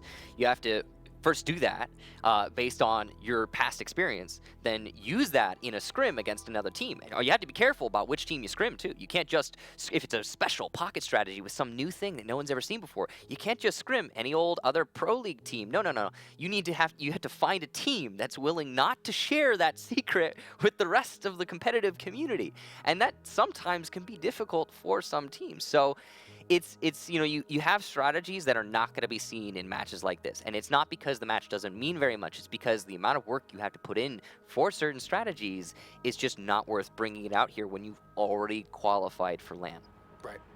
So you've made it at this point. I mean, there are good teams that have finished first. There are good teams that have finished second. We'll see exactly where everything shakes out when we do the draws for seedings and say, hey, where are you going to go? But I mean, even if you finish second, like right now, you're going to face off against Fnatic, Rogue, or FaZe. If you finish first, you're going to finish off, you know, you're going to compete against Liquid, Norarengo, or Evil Geniuses. Like, there are good teams on both Yeah. sides of the equation, but fighting for that spot, both of these teams in a heated contest. For the first time this season, Michael and I will get to put our voices to a match in Japan, and we will go to Skyscraper for the tiebreaker between these two teams. Now, if history repeats itself, Kafe was 6-5 in favor of PENTA last time around. It was a really close match. Match number 2 was on Consulate. It was pretty one-sided for Millenium, and that's exactly what happened on Border. Skyscraper being the tiebreaker. Last time around it was Coastline, and PENTA 5-0'd them. Are we going to see Millenium tighten things up only for one of these teams, either Millenium or PENTA, to take it away and blow the other team out, or is it going to be a slugfest between the two regional titans at the moment? You know, on that note, do we really want Millenium to tighten things up, or do we want them to revert back to that Defenders, super protect your bombs aggro from being playstyle defused by that they were attackers. using earlier? Be loose, be themselves, and do their thing. I mean, we've seen different results from both different playstyles from Millenium, and Bomb located by I would attacker. argue that the tighter is probably the superior, given that it's what allowed them to win on Border. But they also had little notes of that aggression. I mean, the M870 Jaeger shotgun didn't work from Rice. It was cute. It did not work. But what was that? That was a note of aggression. To be fair, I think it worked in what it was supposed to do, but their strategy overall failed, because I don't 10 think their seconds to strategy go. involved having a Jaeger last alive with a pump shotgun. Oh, absolutely not. So, I it, mean, but, you know, to quote Fabian, yet again, loss is still a loss. right, but so, I mean, the Attackers strategy have could have recovered worked their if your idea with the Jaeger Attackers are was to heading out be, defuse a bomb. you know, the tip of the spear. Your job is to, when that castle barricade goes down, get a kill or two, and that's basically all you're trying This to is do. because Penta read it, yeah. And Rise did that very effectively, but then the rest of his team, whether because of him or because of his team or because of PENTA, he was left last alive. I think overall you could say it didn't work. Might have done its job, but in the grand scheme of things, yeah, didn't. Could have been better. All that aside, point the- is, Millennium still got their aggro sort of mentality, and they can put it forward even if it's not successful. And I love that about their team play so far in this match. Both teams have looked good, and we've been treated to a very exciting matchup. I think as we expected coming into this Oh, between definitely. the teams. I mean, the first match was very exciting. The second one has not disappointed thus far, and of course we get the debut of Skyscraper for you and I, and the first time in Europe that we're going to see a Skyscraper get played. Latin America still has yet to go to this map, of course. The only region that had prior to was North America. Right now, Penta's just going to storm inside of purple, and Fabian taking out Hicks. That'll be the first casualty. That's Legion down, and he's going to die at the bottom of those back stairs. Pengu getting a kill onto Live, and as Ying will frag out with that T95 LSW. They're still using more utility. But at the defense, Yogurt's a big double kill before Shate can take Yogurt's out of action, and that is the Jaeger Attackers being recovered the rewarded diffuser. for his 2K with a swift death at the hands of Of Penta. Pengu. Or Pengu, I was going to say Penta. Well, it was at the hands of both of those. We're both right. Technically A bomb correct. has been located. There you go. So, Fabian was playing an odd position. He was repelled all the way over on the, I guess the little balcony outside. Not exactly sure what to call it. You don't often, the crow's nest maybe? And you don't often see it utilized in Pro League, but he managed to get that kill very early on thanks to some good push work from the rest of his team. Renshiro's gonna refrag though. Gets Shate as he's coming down the black stairs, and it's a very important kill. Now it's evened out somewhat. The two most prominent players, though, in this round for Penta are still alive, and they're in good position to keep this round in their team's favor. They're seemingly trying to isolate the kitchen site and go for that defuse plant, but neither has the diffuser in hand. So they're going to have to retrieve it. You can see it's at the bottom of the black stairs, and that's going to be a difficult thing to pick back up as Renshiro's playing that spot. Pengu will get Rise, though, so that's the other defender eliminated. A 1 versus 1 as Fabian goes down, and Renshiro wins it out. Against all odds, again, a very long angle wins in the Hollow V ACOG fight, and against Pengu, no less. Very good job there for Renshiro, not only downing the diffuser, but also, I believe, netting himself, what was that, a 3K, a 4K possibly? No, it's a 3K It's a because 3K the because double Yogurt's had kill. gotten two Yeah. above earlier on before the Dokubi of Shante Regardless, killed him. an excellent round from Renshiro. So Millennium fighting back, they will take the first lead, and keep in mind that Kafe was the map that Penta won. They took round number 1, but Border, Millennium took it first, and now we see them taking a first round yet again. Did so somewhat convincingly. Penta's early push was very strong, but they struggled in the mid to late round to close that gap, and there was a lot of patience from Millennium that has to be credited to Renshiro sitting on the site. as that EE1D and the huge magazines of both Lion and Ying's guns can lay down a ton of suppressing fire. Now, if you're Penta, you're very frustrated at the way that Shate died because you had control of both sites, but you didn't have the diffuser, which was by the down table in restaurant. We've been seeing that actually a lot, I believe. It was one round when Millenium was defending the bottom floor ventilation in the previous map, where 10 seconds Habana left before didn't see who was playing it. We didn't catch the kill on screen, but Habana had run into the seconds armory wall doorway and had the diffuser in hand against Attackers a recovered full the bomb four-man diffuser. stack on that Attackers top are moving floor, out to locate a bomb. and lost his life, and resulted in forcing the rest of the attack to push their way into the top floor to retake onto that diffuser. So we've been seeing that quite a bit in this match. Millenium going to be very, very, very quick into the east side of the building. You can see that Rise also trying to cut off reception through the front door. So aggression on the bottom floor, and you can see Fabian over by the main stairs, narrowly dodging some bullets. He's getting spotted out quite heavily by a drone. That was just persistent scanning on the pulse. They still know his location.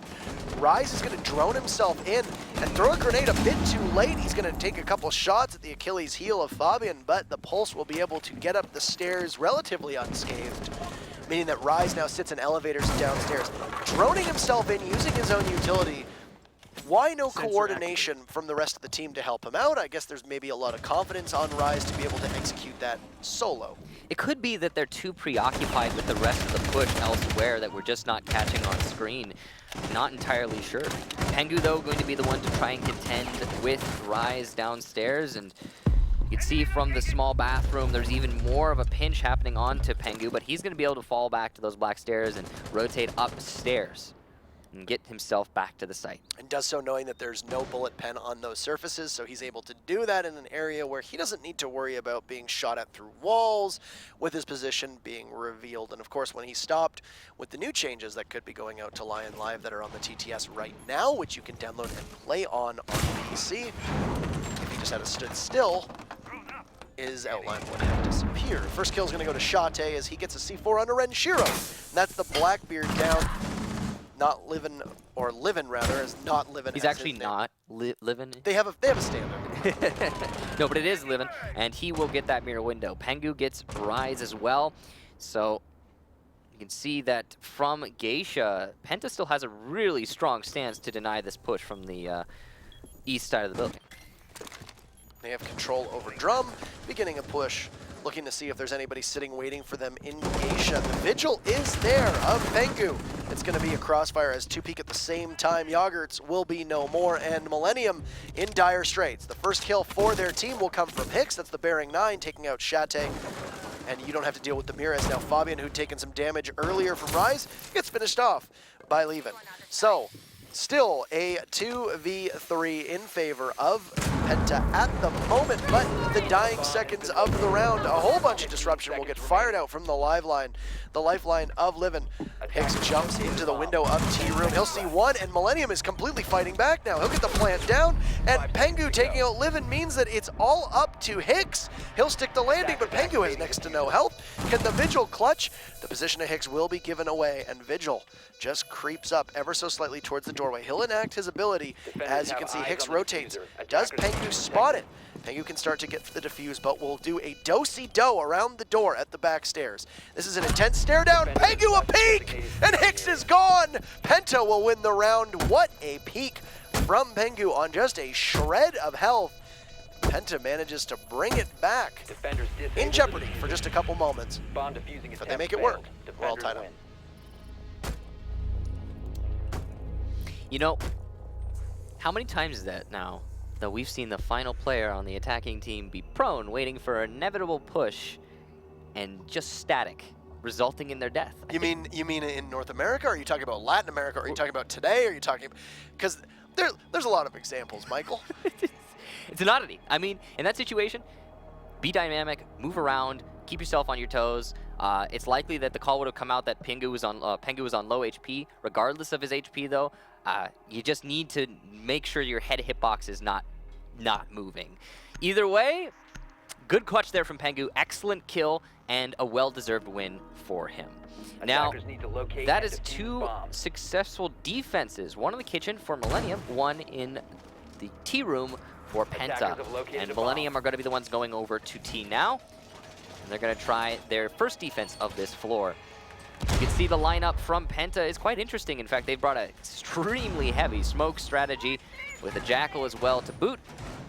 Could potentially see an east side clear similar to what Millenium just pulled out of their pockets, or it could be just a blitz onto the site, regardless of the lack of blitz. We'll have to 10 wait and seconds find left out. before insertion. Quite a literal blitz. Yeah, a literal blitz in the... Not like a seconds literal to go. operator, but like a literal blitz. I made it more confusing.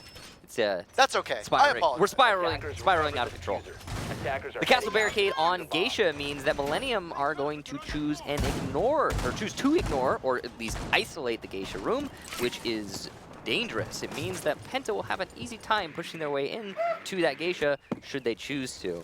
There is an impact pole Bomb placed located by on the wall next to the Geisha wall, or on the Geisha wall rather. So Millenium can deny the vault through the window if they play it right, but it's still less hands-on than usual. In fact, they're actually playing someone in Geisha for...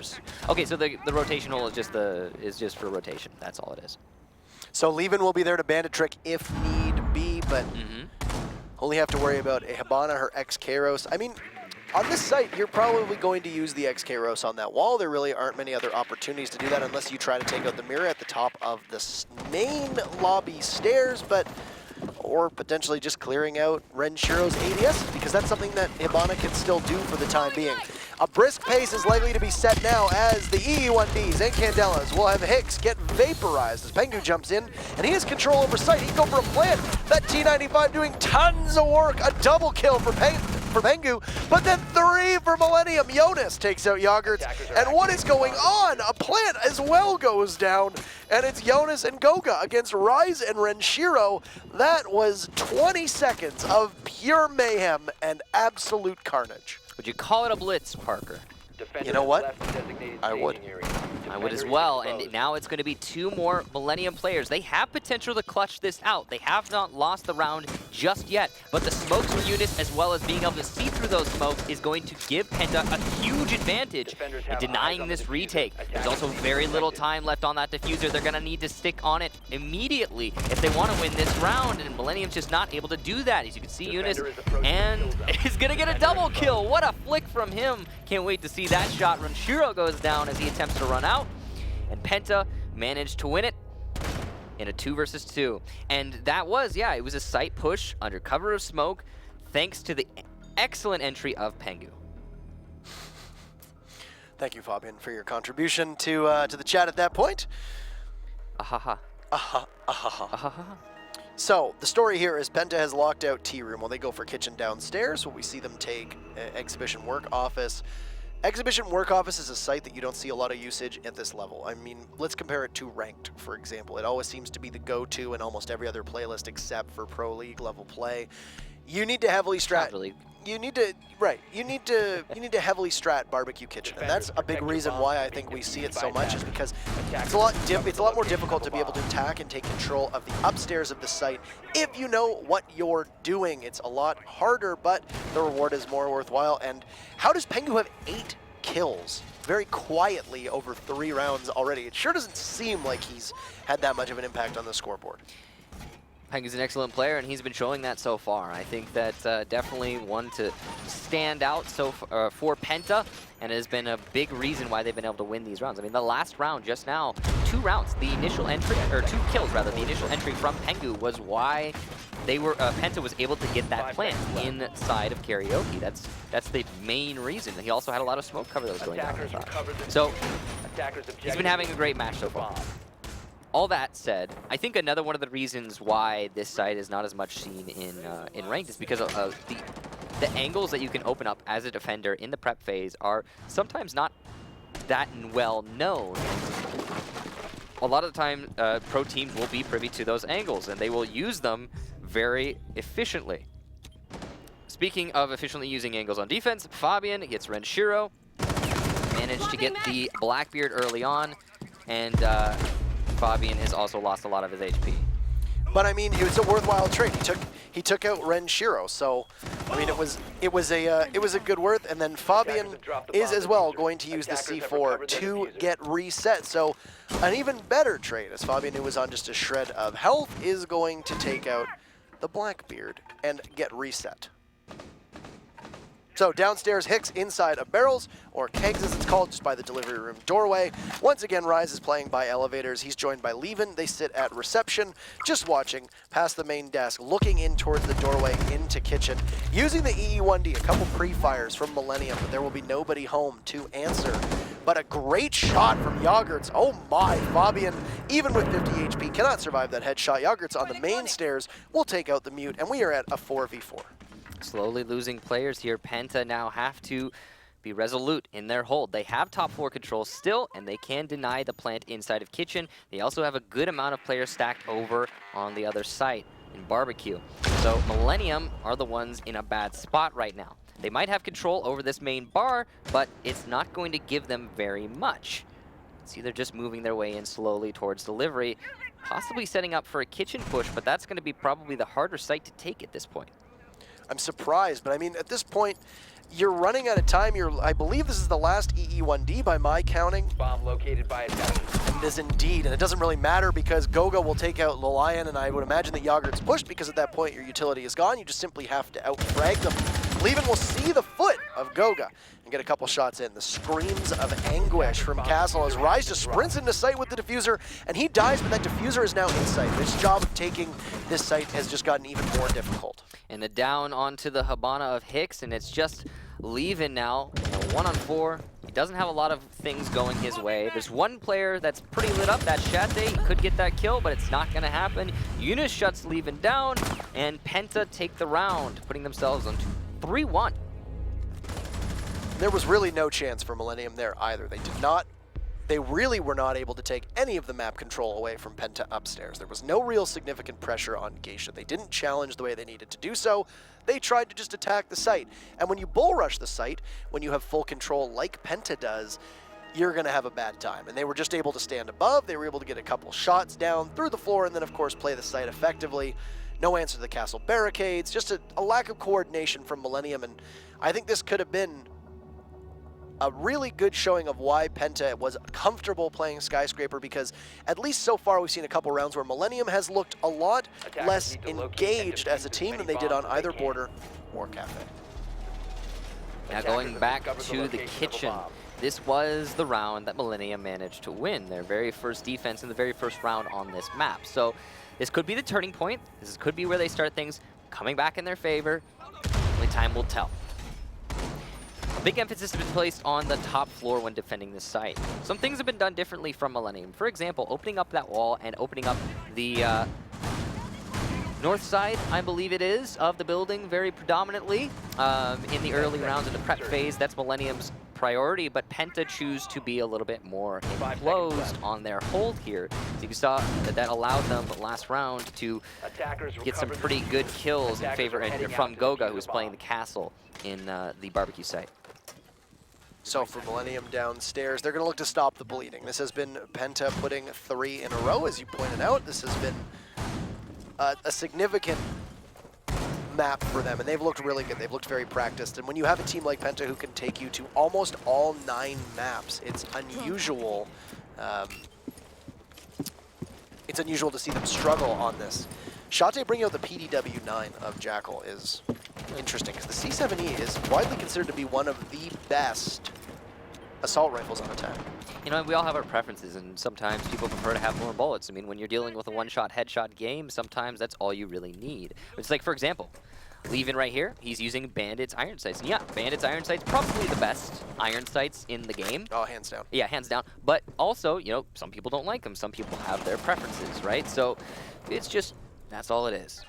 And I'm sure Shate will be lethal with the PDW regardless. As Pengu vaults his way into Karaoke, he's going to have to deal with that goo mine, but moving moving forward, he's still got his life and good control. Indestructible wall on the other side of that destructible wall means that the seeing through the walls is not going to aid the attack in that engagement. Leave will get Pengu with a nice D4 and a second one for him onto Goga. Yagertz also gets Eunice. So good 3 kills there for Millenium. And it's just Shate and Fabian now. They have those big magazines, but they've got a lot of targets that they need to find. What happened last time when Penta attacked? They all sprang in and tried to get a plant off within the span of 20 seconds of getting inside of the building. Attackers have recovered their diffuser. Now, they tried to do the same thing. Of course, the site is downstairs, but they still tried to jump in and get as much control as possible and maybe take out Millenium as they were unsuspecting of an early rush. But this time around, Millenium was there to catch the early push and stopped it in its tracks. Just as Shate will be stopped by Yagertz and leaving just the Lion of Fabian. This is a round that should be an easy victory at this point for Millenium. They hold a significant numbers advantage. It's a 4v1 in their favor.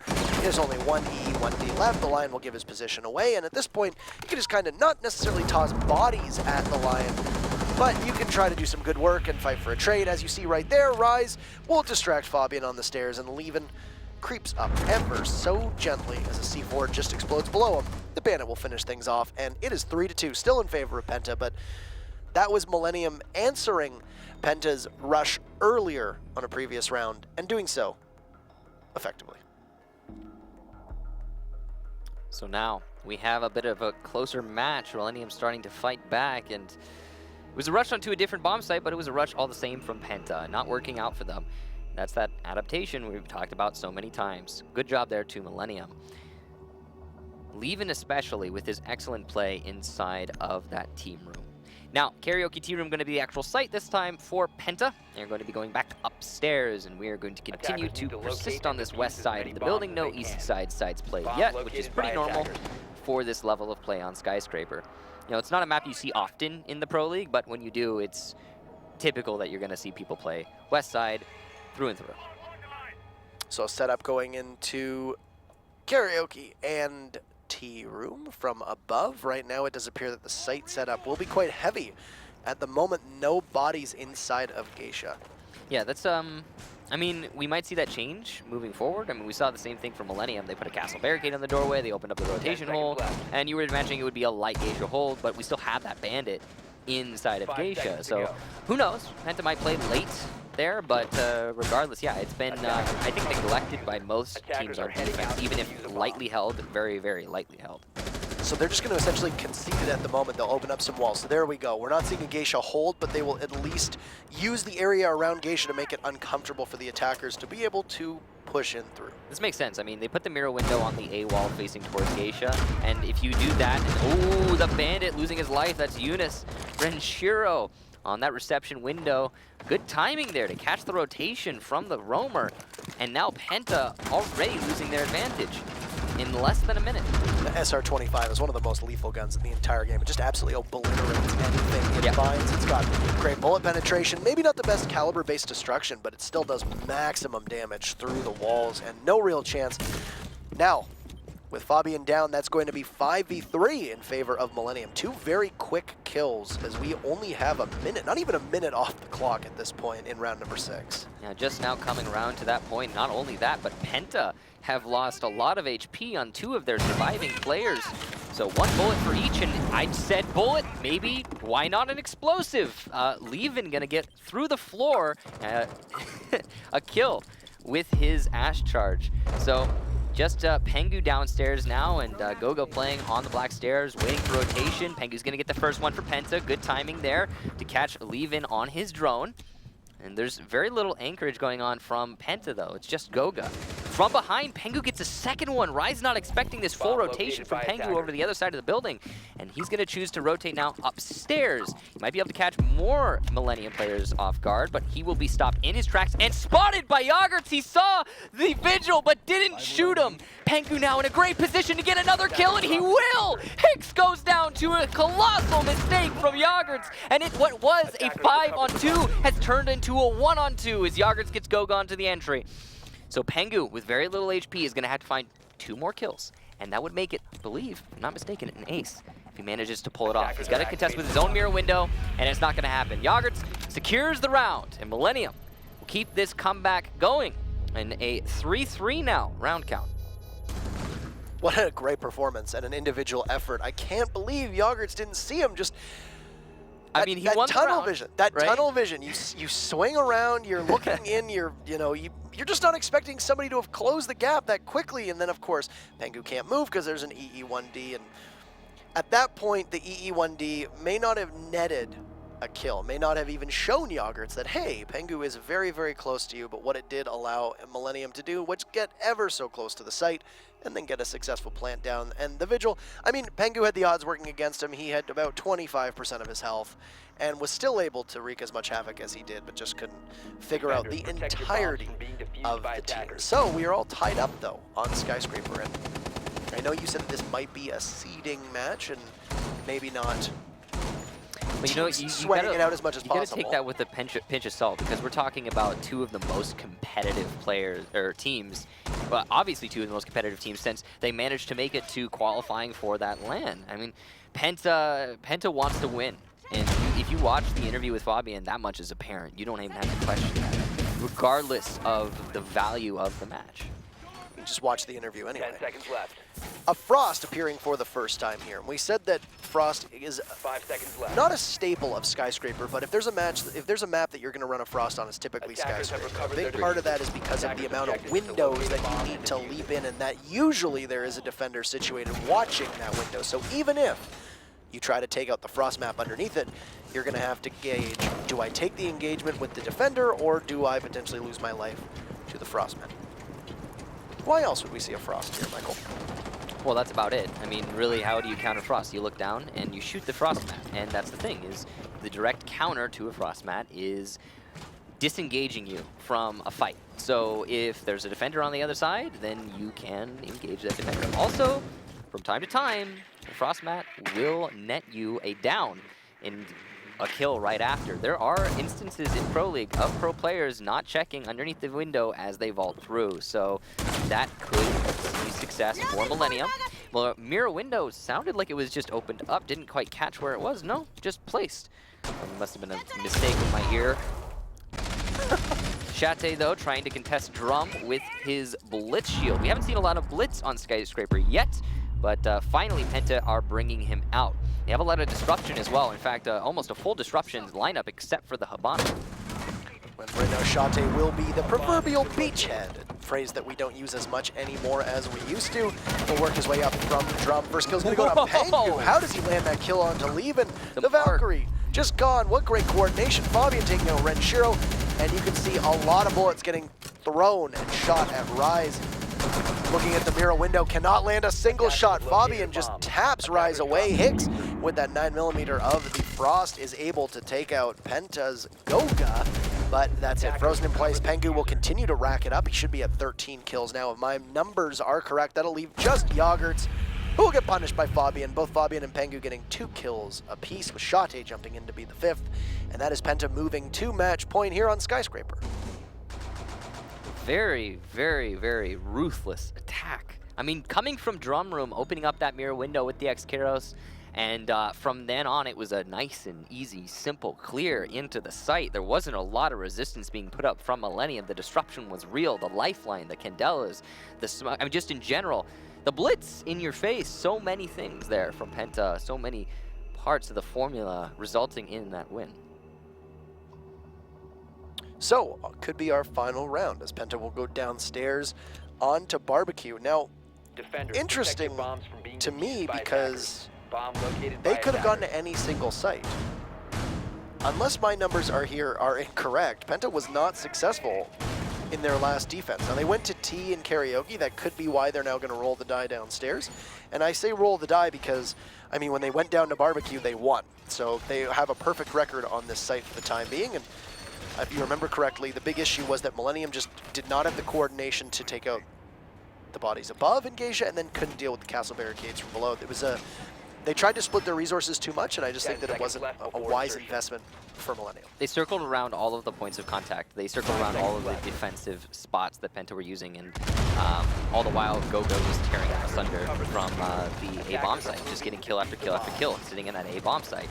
And they just didn't seem, like I said, they didn't really seem to know how to handle it. So Millenium has been doing pretty well at adapting and changing their strategies in the middle of maps, so it's likely they'll address this slightly differently, but they are going to have to put emphasis on that top floor. I think that's the main thing. Get the top floor control, and once you have that, then you can move under the site downstairs. If you choose to neglect that top floor, it's going to be much more dangerous. You're dealing with the vertical pressure against you instead of for you. They've got Renshiro posted up watching through the reception desk. It's a good spot for him to be, possibly catch a rotate on the main stairs, even one going through that back bar towards delivery. And we've seen so many times, time and time again, that SR-25 does a significant amount of damage, and 2 shots on most parts of the body will kill you dead. Yeah, for a lot of different operators. The Xcaros will be successful on that mirror window. Eunice not being able to get the bandit trick down. He will finally dispatch Rise, so no more Thatcher, which means no more anti-gadget for Millenium, but all the same, the mirror window being open is very significant. Diffuser's also down over by delivery, and we're running, it may not look it, we're at about the half round mark now, but this, in terms of time management, Millennium's not doing that great so far. I mean, they haven't taken anything upstairs, which means they're gonna have to confront that vertical pressure once they actually get to the site, and they haven't done that yet. And I don't know if they've lost track of Jonas as well. They managed to flush him off of the Mira, but they, unless they can drone him out, they may not know where he is. Very daintily, Lieven will march up and grab that diffuser. Yogurt's taking out Fabi and will be your Ella down, who's playing just by the bar in restaurant. And now Jonas under a lot of pressure, just waiting, as it actually appears that Millenium is going to peel off and no longer attack from that particular angle. One smoke will be tossed out from Pengu, and they've got Pengu back on his comfort pick. They have him on the smoke to close things out here on match point.